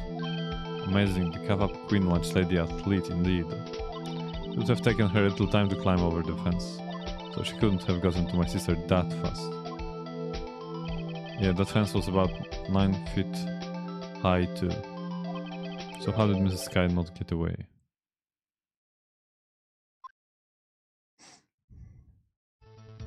Yes, when I asked her, she mentioned the muffler. Why would she mention the muffler? She mentioned the muffler? What exactly did she say? If I remembered exactly, I would have told you in my testimony. Shiki. No, all I heard her say was the word muffler. Just that one word.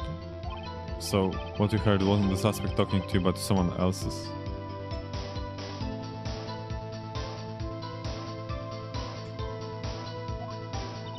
The chief prosecutor was talking on her phone. Her phone? She can't mean. By phone, do you mean the cell phone discovered at the crime scene? Yes, ultimately. Ultimately? My memory... It's like a salmon heading upstream, you see? No, the court doesn't see Mrs. Starr. The chief prosecutor first attempt to use the phone hanging on the wall. On the wall. That's right. Near the car, there was an emergency phone on the wall. Apparently it was out of order, so she used her cell phone. Indeed, the emergency phone was out of order that day. Good witnessing, witness. Good witnessing? Whatever happened to good testifying? You should of course add this to your testimony. The things I do to please this rookie defense attorney. My cell phone updated. The court. I saw it all. How she tried the phone on the wall but had to use her cell instead.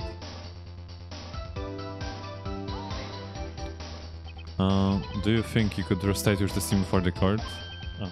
I was going to ask the same thing. I only say this one time, so listen close, rookies.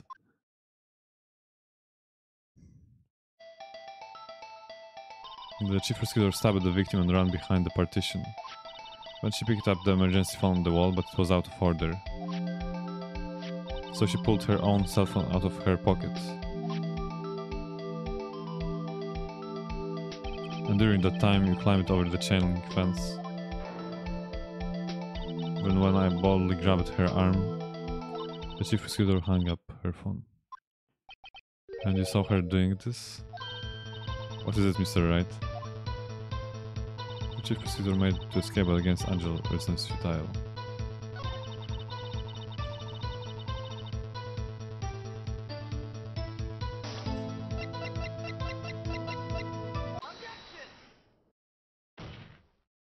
Mrs. Starr, I have to conclude that you have a personal grudge against Mrs. Lana Skye. The witness is a former detective. Her testimony is unmarred by personal bias. Well, who the thought you would be my knight in shining armor, prosecutor? You who, together with the chief prosecutor, kicked me out 2 years ago. Well, Miss Starr, there's a fatal contradiction with your testimony. How do you explain this? I don't know what you are talking about. Mess with me, and I will make you cough it all up. Let's look at the floor plans. You said you witnessed the crime from this point. Oh, if that's true... You couldn't possibly have seen Mrs. Skye making that phone call. I believe you see what I'm getting at. That emergency phone was on the back side of this partition. If indeed you were in B block, you couldn't have seen it. Well... Order! What is the meaning of this? It's simple, Your Honor. She's not coughing up lunch, she's coughing up lies. Grrr. That's quite a claim, Mr. Wright. Perhaps you will allow me a question. That's exactly what Lyra's witnesses told the court. Here's where the counter-attack begins. I can't afford to get this wrong. The witness lied about where she saw it. Mrs. Skye tried to use the emergency phone, but it was out of order. What is significant about this fact? Nothing. Therefore, it would be pointless for Mrs. Starr to lie about it. Pointless to lie? I see. But say the witness did actually see Mrs. Skye using the emergency phone. It would mean Mrs. Starr witnessed the deep crime from a different location. A different location? And that's a pointless lie if I ever heard one. Objection! Before you call my lie pointless, at least let me tell it. Let me ask a question to our clever wordsmith, Mr. Wright. Just where was the witness when she saw the crime? All the testimony we've heard until now points in one direction. The place from where Mrs. Starr witnessed this crime was...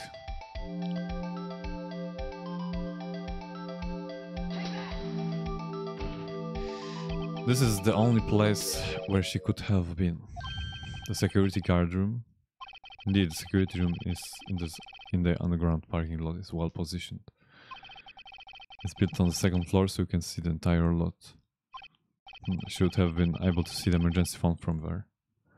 But why there? There are many other places where she could have seen the phone. Not in this case, Your Honor. The witness, not being part of the prosecutor's office, couldn't park in the A block. The only place where she could have seen the crime and the back of the partition is here. I remember in your testimony you said you brought lunch to your boyfriend in the security guard room, yes? Well, Mrs. Starr, how many years have I been getting the better of men? The thing that the table set could be turned. Today a man has got the better of Angel Starr. Order, order, witness. What have you done? You used to be a detective, you should know better. I'm not turning back. The guilty will be punished, and I will do what I must to make sure justice prevails. The guilty, is she talking about Mrs. Kai? Mr. Wright, doesn't this strike you as odd? Why did Mrs. Starr lie? It doesn't make sense. Huh? She could have just said she saw the crime from the security guard station. It wouldn't change anything. Exactly. This photograph tells us all. It was the defendant who stabbed the victim. The truth still stands. It still stands. I disagree, Mr. Edgeworth. What?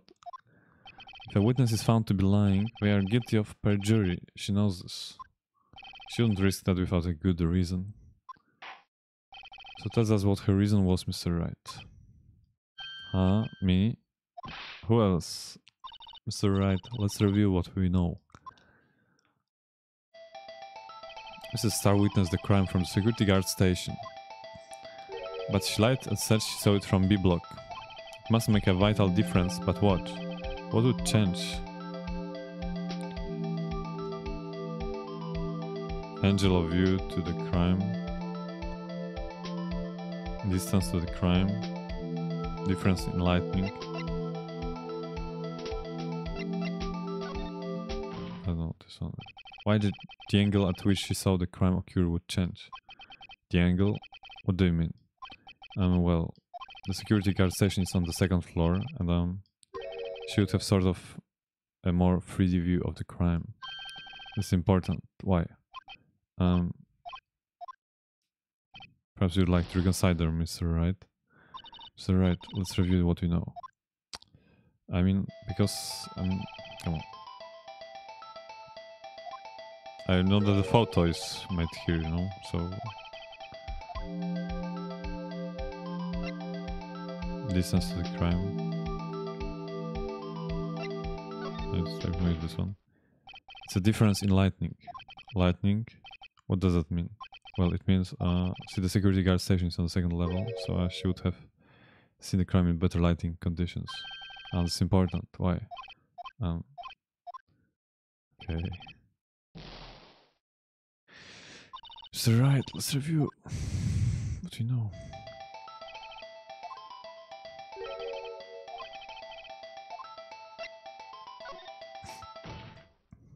It changes the distance between her and the scene of the crime. My condolences, Mr. Wright, but one look at the floor plans and it's quite clear.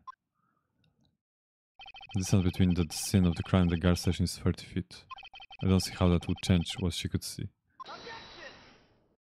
I should say different word, I mean very different sentence, like about photo something, but I don't know. What she saw is not in the question here. What matters is the time it would take her to reach the scene of the crime. Mrs. Starr witnessed the crime from the security guard station. Now, how long did it take you to go from there to the scene of the crime where you arrested Mrs. Sky? Well, Witness. You. Yes. We ordered the squid wheels, alright. The quality of my lunch has gone from low to inedible. I was bringing a peanut butter jelly lunch with my fresh boysenberry jam to my boyfriend. Boysenberry for the boyfriend. He wasn't in the station, so I waited. I witnessed the crime from the glass-walled station. And before I knew what I was doing, I found myself running towards the scene. But the door was locked. I couldn't open it.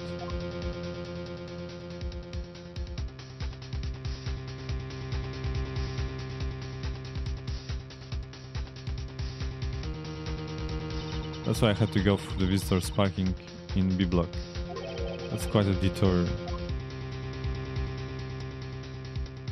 It probably took me at least 5 minutes to get to the scene of the crime.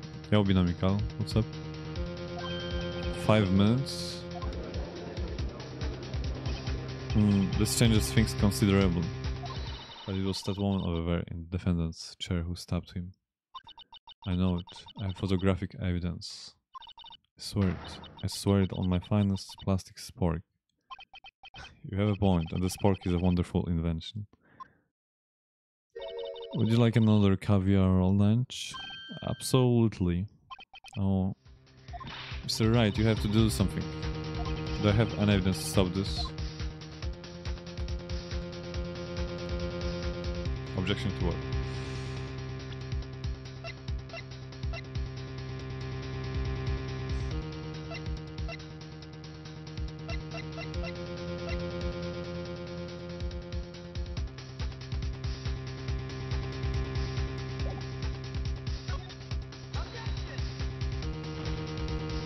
Five minutes between the witnessing of the murder and the arrest. Think about it. You could make pasta in that amount of time if you like it al dente. I've got lunchbox that Thai pasta and not rookie. 5 minute blank, isn't that strange? Strange. If you were a criminal, what would you do with 5 minutes, Your Honor? Well, I guess I would flee the scene. Hey, don't get the wrong idea, I didn't kill anyone. But you have in the instincts of a killer, you would run, but this time was different. Mrs. Sky dawdled at the scene of the crime, she even had her picture taken. No true criminal would act this way, it's inconceivable. Yeah. Well then, it seems we've come to the end of this testimony. The witness has a grudge against the defendant and the blank in her testimony. Mr. Edgeworth is the next witness ready to go. Unfortunately, I appear to have overestimated this witness on an account of professional history. We did it, we screwed that can shut, Mr. Wright. That was too close. I'm afraid that the Kafab Queen has been dethroned. And with that the court is adjourned. Okay, that's good because I...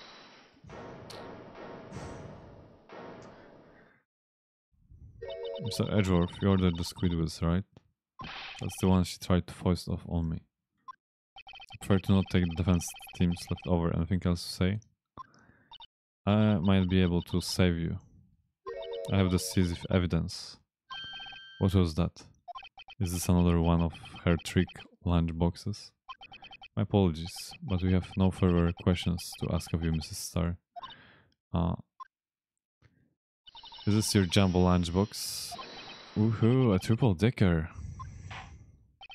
Out of deference to the witness determination, I will add one more testimony. Now, let's hear about this decisive evidence. Like Lunchland motto says, you won't be disappointed. What she's going to pull out of her lunchbox this time?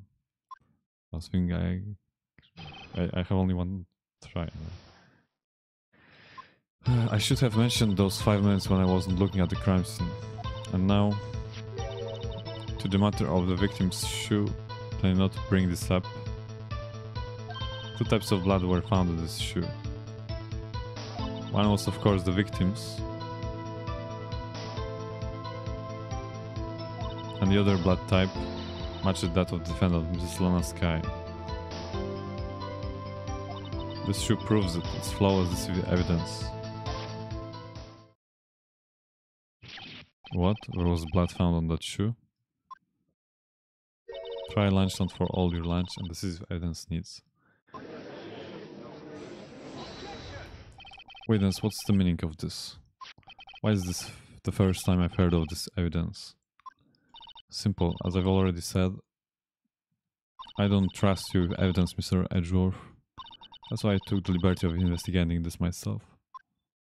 And you had blood tests performed? Didn't I mention? I have 3 boyfriends in forensics. In any case, Your Honor, you can't accept this as evidence. What? You must know the 2 rules of evidence law. Rule number 1. No evidence shall be shown without the approval of the police department. In other words, this shoe is illegal evidence, at least for the time being. Is that right, Mr. Wright? Seems so. Edgeworth sure is celebrating. Not so fast, Mr. Edgeworth. Don't forget, I used to be a detective. As I mentioned previously, this shoe has already been tested by a member of forensic department. As you can see, it was approved by the police department as of today. Even the general public can produce official evidence, Mr. Edgeworth. No, oh. Is that right, Mr. Wright? Seems so. Edgeworth is looking pretty soon. We could at least study some evidence law reality. The prosecution's complaints notwithstanding, it appears that this evidence satisfies the first rule of evidence law. However, it seems you have yet another count against you, witness. I think to ensure that the guilty are properly judged. White enamel shoe bears trace of blood from Goodman and Lansky. Very well, Mr. Wright. You may cross-examine the witness. Decisive evidence. I should have mentioned those 5 minutes when I wasn't looking at the crime scene. Why did you lie about those 5 minutes? I guess you could say I just wanted people to look at the results. The results? How many times do I have to say this? I saw the chief prosecutor stab the victim before my very own eyes. Compared to that, 5-minute blank means nothing. Then why didn't you just tell the truth? Don't make me laugh. We are dealing with the most untrustworthy of the vile lot known as prosecutors. Falsified evidence, arranged testimonies, erasing and manipulating evidence. When you fight monsters, you need to use every trick in the book. This is when the suspect is admitting she did it. But false testimony is the most despicable crime of all, Mrs. Starr. Let's just get this over with. And now to the matter of the victim's shoe. Did I bring this up? And you found this shoe at the scene of the crime? I detained the chief prosecutor and notified the police department. I wanted to make myself useful while I was waiting for the police to arrive. So like an ill-trained pooch, you snuck off with a shoe. I was afraid someone would erase the chief prosecutor's crime. This shoe was my secret weapon if that should happen. See this fashionable basket I have here? It carries more than lunchboxes, gentlemen. I'm happy for you and your lunchbox bag, really. In any case, you removed valuable evidence from the scene of the crime. Now tell us what you did next. 2 types of blood were found on this shoe. One was, of course, the victim's. So you brought it to the forensics department. If you're going to submit something as evidence in court, you need to it approved. To do that, evidence must be analyzed by a forensics expert. And she got away with her little coup because she used to be a detective. The shoe does appear to have bloodstains on it. Well, the man was stabbed after all. And that would belong to the victim, Detective Goodman. As I said, there were 2 types of blood found on the shoe. And the other blood type matched that of the defendant, Miss Lana Sky. You can't say for sure the blood belonged to the defendant with a blood test. You claim to know something about the blood test, rookie. Huh? Well, speak up. Well, blood comes in 4 types, AB, O, and AB. However, you can't tell from a blood test whether murder was committed in cold blood. That's just a figure of speech, Mr. Wright. Actually, we can differentiate between millions of types with all the blood tests out there, which means that we can more or less narrow any sample of blood down to just one person. Or so I hear. That's pretty specific. If I had a little more time, I would have gotten DNA test results, but they said there's very little doubt it could be anyone else, but Mrs. Lana Sky. So the suspect's blood was found on the victim's shoe. That ties her directly to the death of Detective Goodman. I was afraid he was going to say that. This shoe proves it, it's flawless evidence.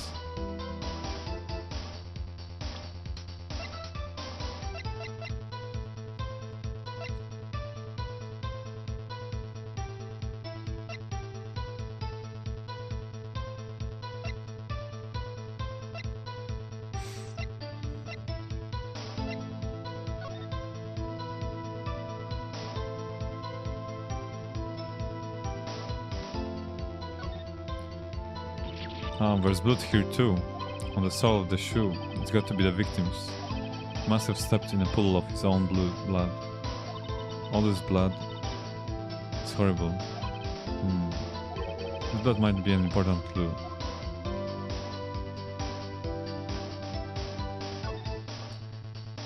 This blood? It's my sister's, right? Appears so. Anna's right hand was bandaged when I saw her in jail. She must have cut herself at that time of the crime. Poor sis.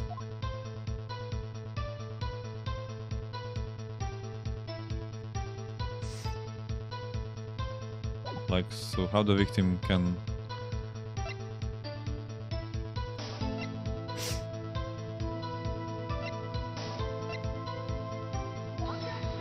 Oh no. This evidence clearly there is a condition in that statement you honor.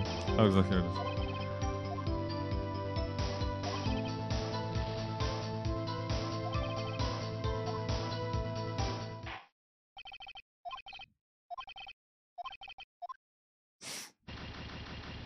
No, we failed.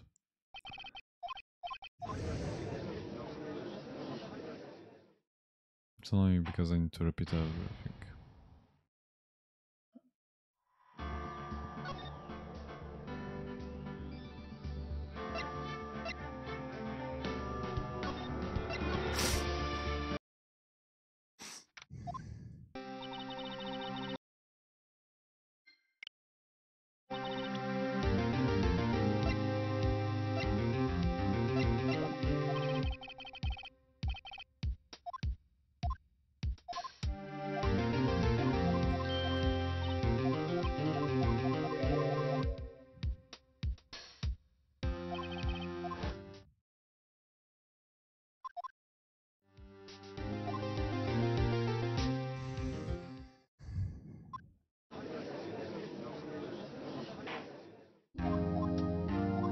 Come on.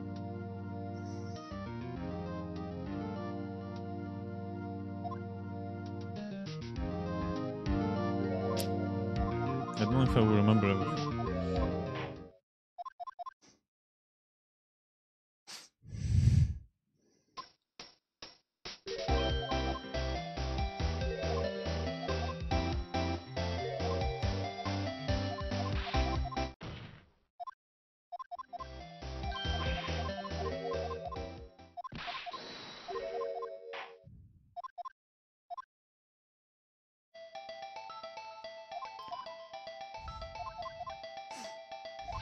Yeah, it's a bit annoying that I have to now skip everything.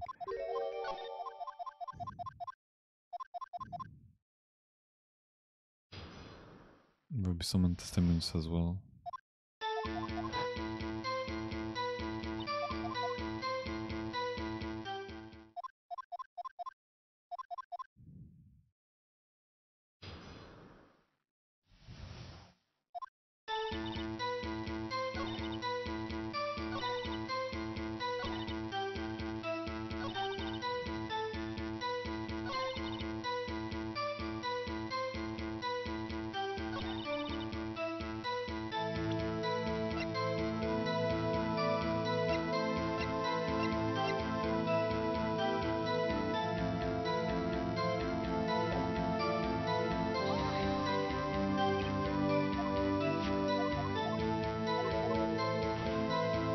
I need to have a photo.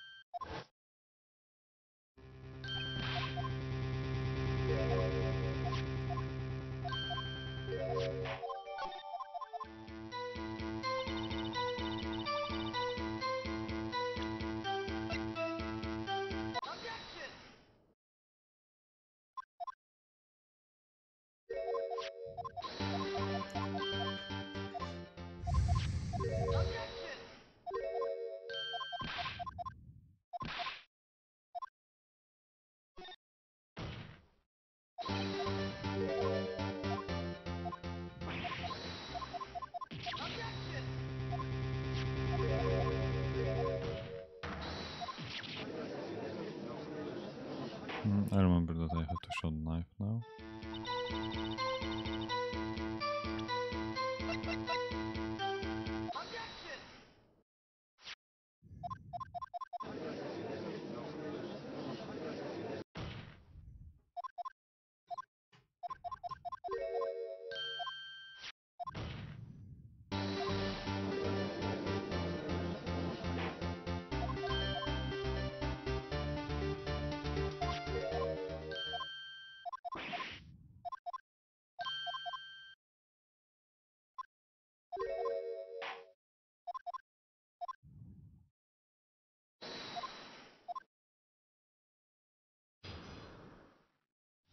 Come on, come on. It's so annoying.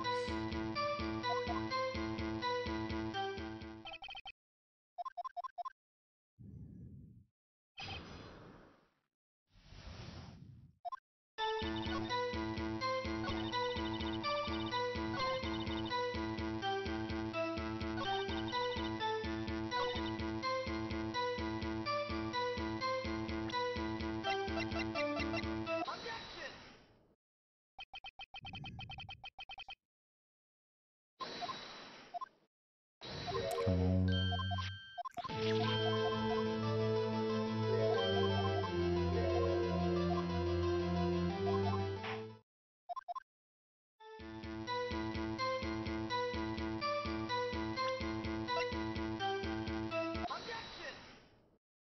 Objection, objection. Objection. Objection.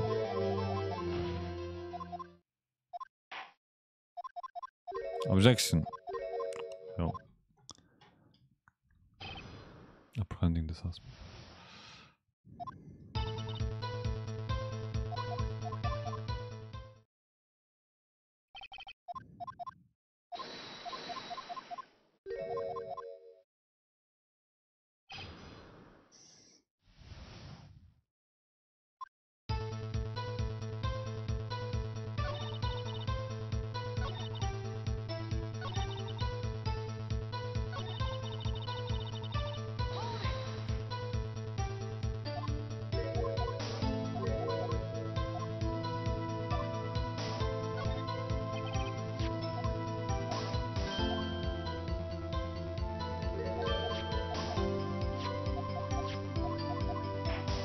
Bam.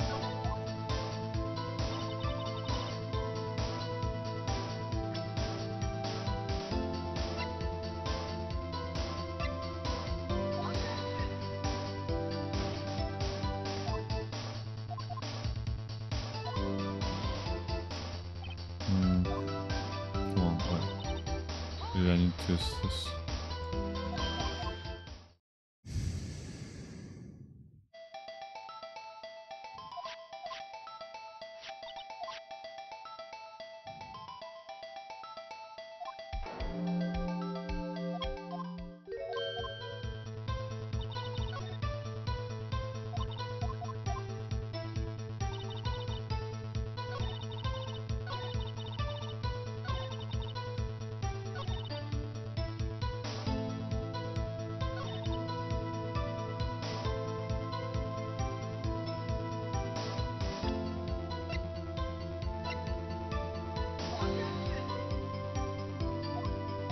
Wait, it's not it?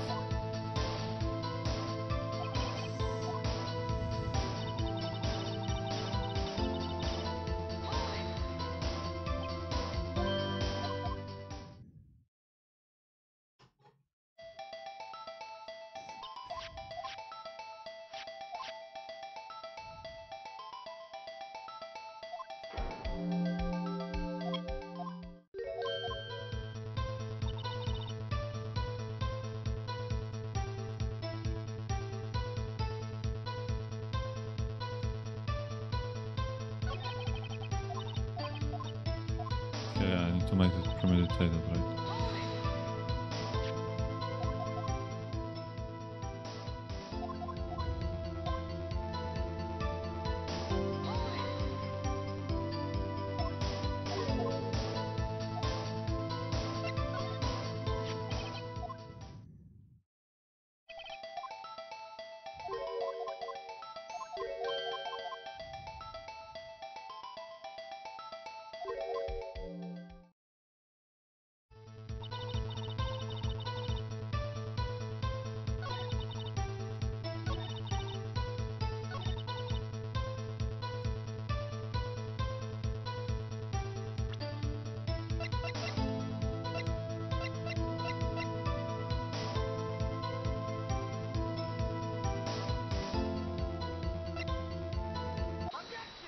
This is stupid. Jesus, I did it twice, but it didn't work because I didn't ask something else. Oh my god. But now works.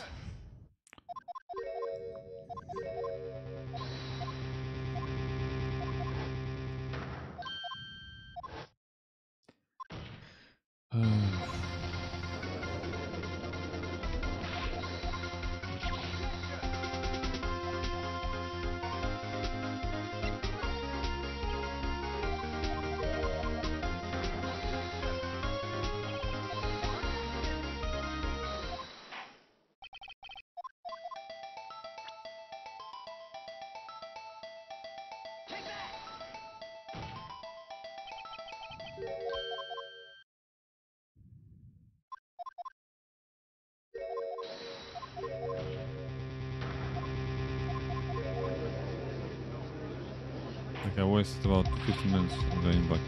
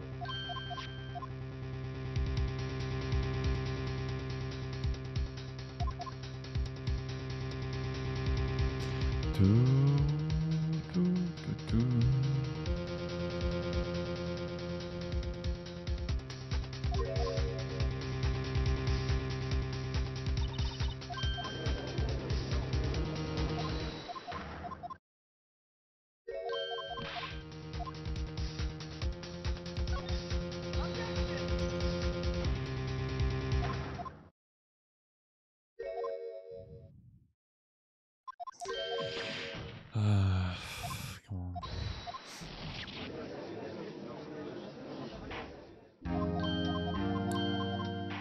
on. I need to eat something as well, you know? But first I have to finish this day one.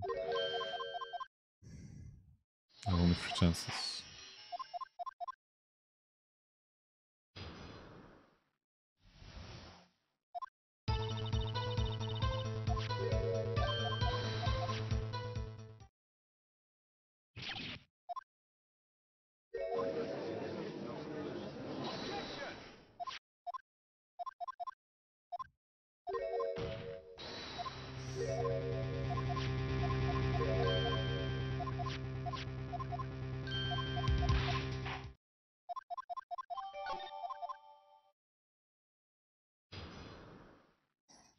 Okay, and we are back to the place I failed.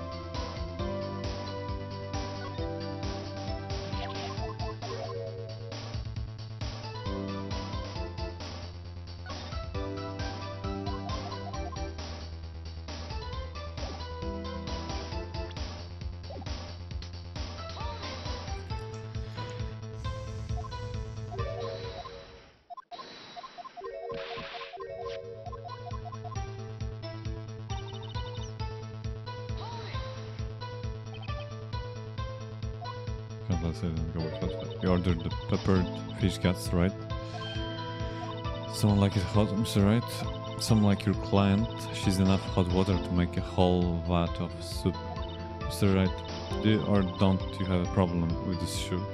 Of course I had, that's why last time I lost it, because this game is this is critical. Is there a problem with victim's shoe? If I'm not imagining things, I'd say there is one critical problem with this evidence, a clear contradiction. I'll give me your eyes. You are still a young rookie. I'd give you a peppered fish gut now. But you couldn't take the hit, could you? Let's hear what Mr. Wright has to say. What is contradictory about the victim's shoe? Show us the problem with this evidence.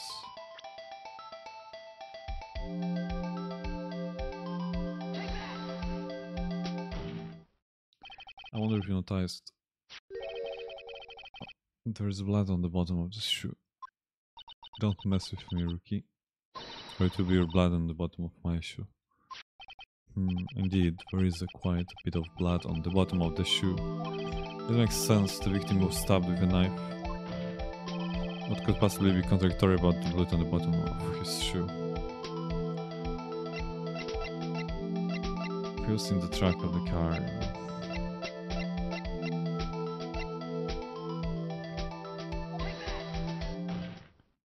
The problem lies in the footprint. The footprint?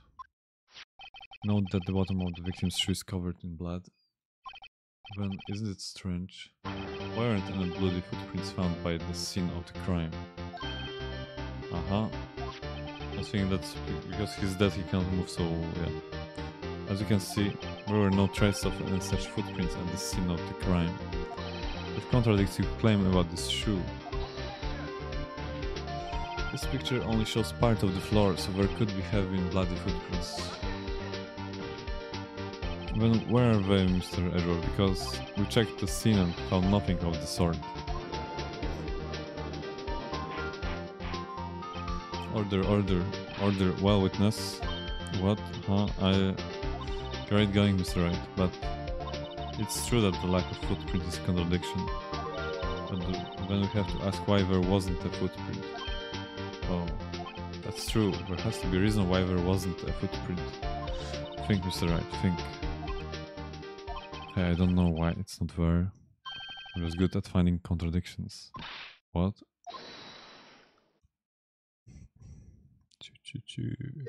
See, now I get it. Get what? Our witness is more devious than I gave her credit for. We're hoodwinked to the very end. but she slipped. There's one vital hint to the truth in her testimony. What are you talking about? Think back to when she told us about apprehending the suspect. The chief prosecutor tried to resist, but her efforts were in vain. She knocked my hands aside, kicked over an oil drum. Oh, she's beautiful but deadly. A predator, this one, a leopard woman. Rawr. I thought that was a strange thing for the normally cool-headed chief to do. No kidding. Now witness, allow me to ask a very simple question. This oil drum, was it empty? Oh, that?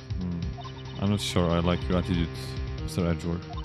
Though apparently you're not the slowest conveyor belt in the lunchbox factory. Witness, well, was the oil drum empty? The oil drum kicked over by the chief prosecutor was brimming with water. Water? What does that mean? Still don't get it, Mr. Wright. Do you want to know the reason she knocked it over? The real reason? You don't mean. The suspect knocked over that oil drum for one reason and one reason only. To erase the bloodstains that would become evidence against her.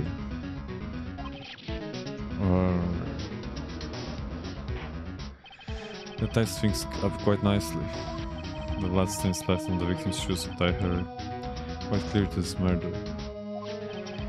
Then after the deed was done, she knocked over the oil drum to erase the telltale signs.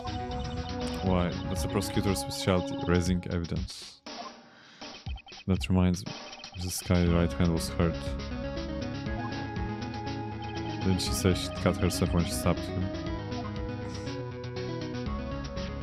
So that's when my sister's blood got on the shoe. Well, I see no reason to prolong this trial. Mr. Wright, do something, please. What? What can I do? Her sister has confessed to the crime and she tried to conceal it. But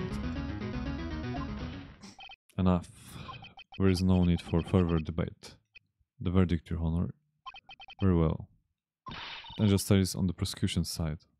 She could have been lying about the water. This court finds the defendant, Mrs. Lana Sky. Hold it.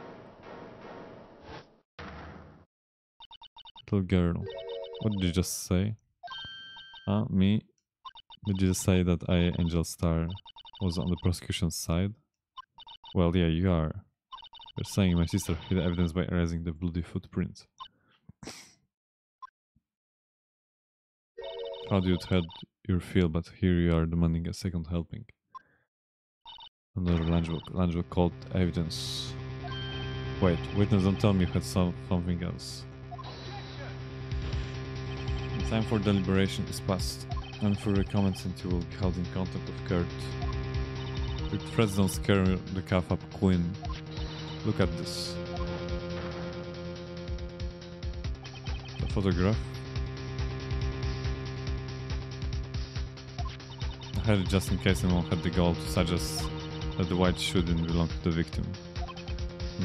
I see no room for error in this evidence. Mr. Wright, wait. Look at the asphalt in this photo. Hey, it's clearly wet. Erasing the last trace of doubt from the court's mind. Immediately after the murder, the crime scene was washed with water. I'm sorry, Mr. Wright. I guess I couldn't help after all. It's not your fault, I knew I couldn't win this case from the beginning.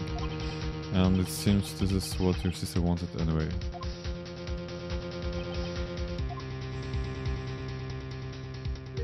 I'm sorry, Mia.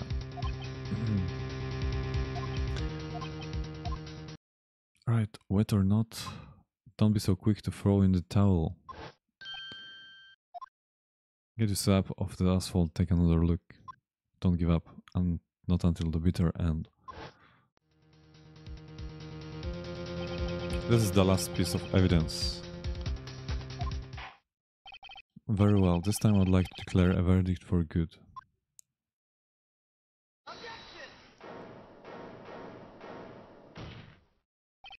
Your Honor, wait. What is it with you people? Can I hand down my verdicts in peace anymore? Whether it is, can I wait? No, it cannot, when it will be too late. Look at this photograph, the last one submitted. This trial isn't over until we give each piece of evidence proper consideration. So right, we're saying there is a problem with the slightest piece of evidence. Yeah, I'll think later. Yeah, where is the problem? Right or wrong, I've got to go ahead with this. I suppose since we've come to this far, we should give every claim a fair shake.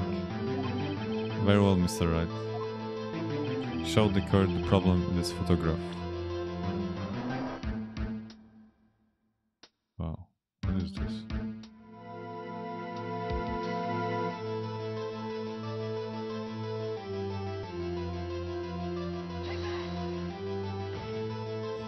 The problem in this photograph is here. What's this? There's something poking out of the car's muffler. Wait just a moment, Mr. Edgeworth. Your Honor, just said muffler. However, I see no trace of a muffler or scarf of any kind in this photograph. A muffler is also part of the car or motorcycle, Your Honor. Just think of it as part of the exhaust system, a pipe. I see, and I see. What's a suspicious looking cloth sticking out of the car's muffler? So what is there is something sticking out of the muffler? What does that have to do with this case? Nothing, absolutely nothing. Sorry, Mrs. Starr, but it's not going to be that easy. In fact, you've already told us why this is important to the case. You said as much in your testimony. What? Let's hear what Mr. Wright has on his mind. Tell us why you think this piece of cloth with the muffler is related to this case.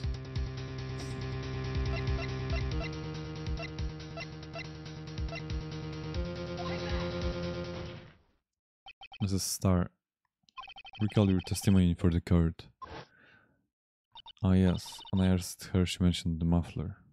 That's what had me confused in my earlier testimony. Muffler. Could it be that the muffler you heard mentioned was actually this exhaust pipe? If so, that means this piece of cloth is vital evidence. Oh, I don't know where it's going to. What conclusion is to be reached? But it's interesting. Well, it seems we will have to suspend the proceedings. Suspend? I feel myself wondering about that piece of cloth. If you leave any questions unanswered here, we do a disservice to the law. Have the car at the crime scene inspected at once and bring me that cloth. The verdict will wait until after we've seen all the evidence. Agreed. Okay, so it just means that we are making it for later. I suppose so. Good. That was close, but we made it at least for now. This court will adjourn for a 30-minute recess. It's lunchtime after all. Still hungry? To be continued. So I think I will end the stream as well right now. I want to eat something. It's a lunchtime, as I said, but it's not lunchtime here, but for my friends in the United States it is. But I need to eat dinner now. I didn't eat lunch today anyway.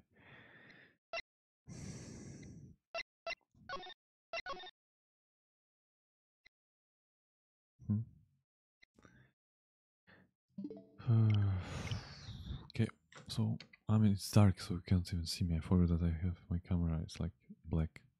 Sorry. I just was so focused on this game. Yeah, see you later, guys. Thank you so much for watching and hanging out. Bye bye. Have a nice day.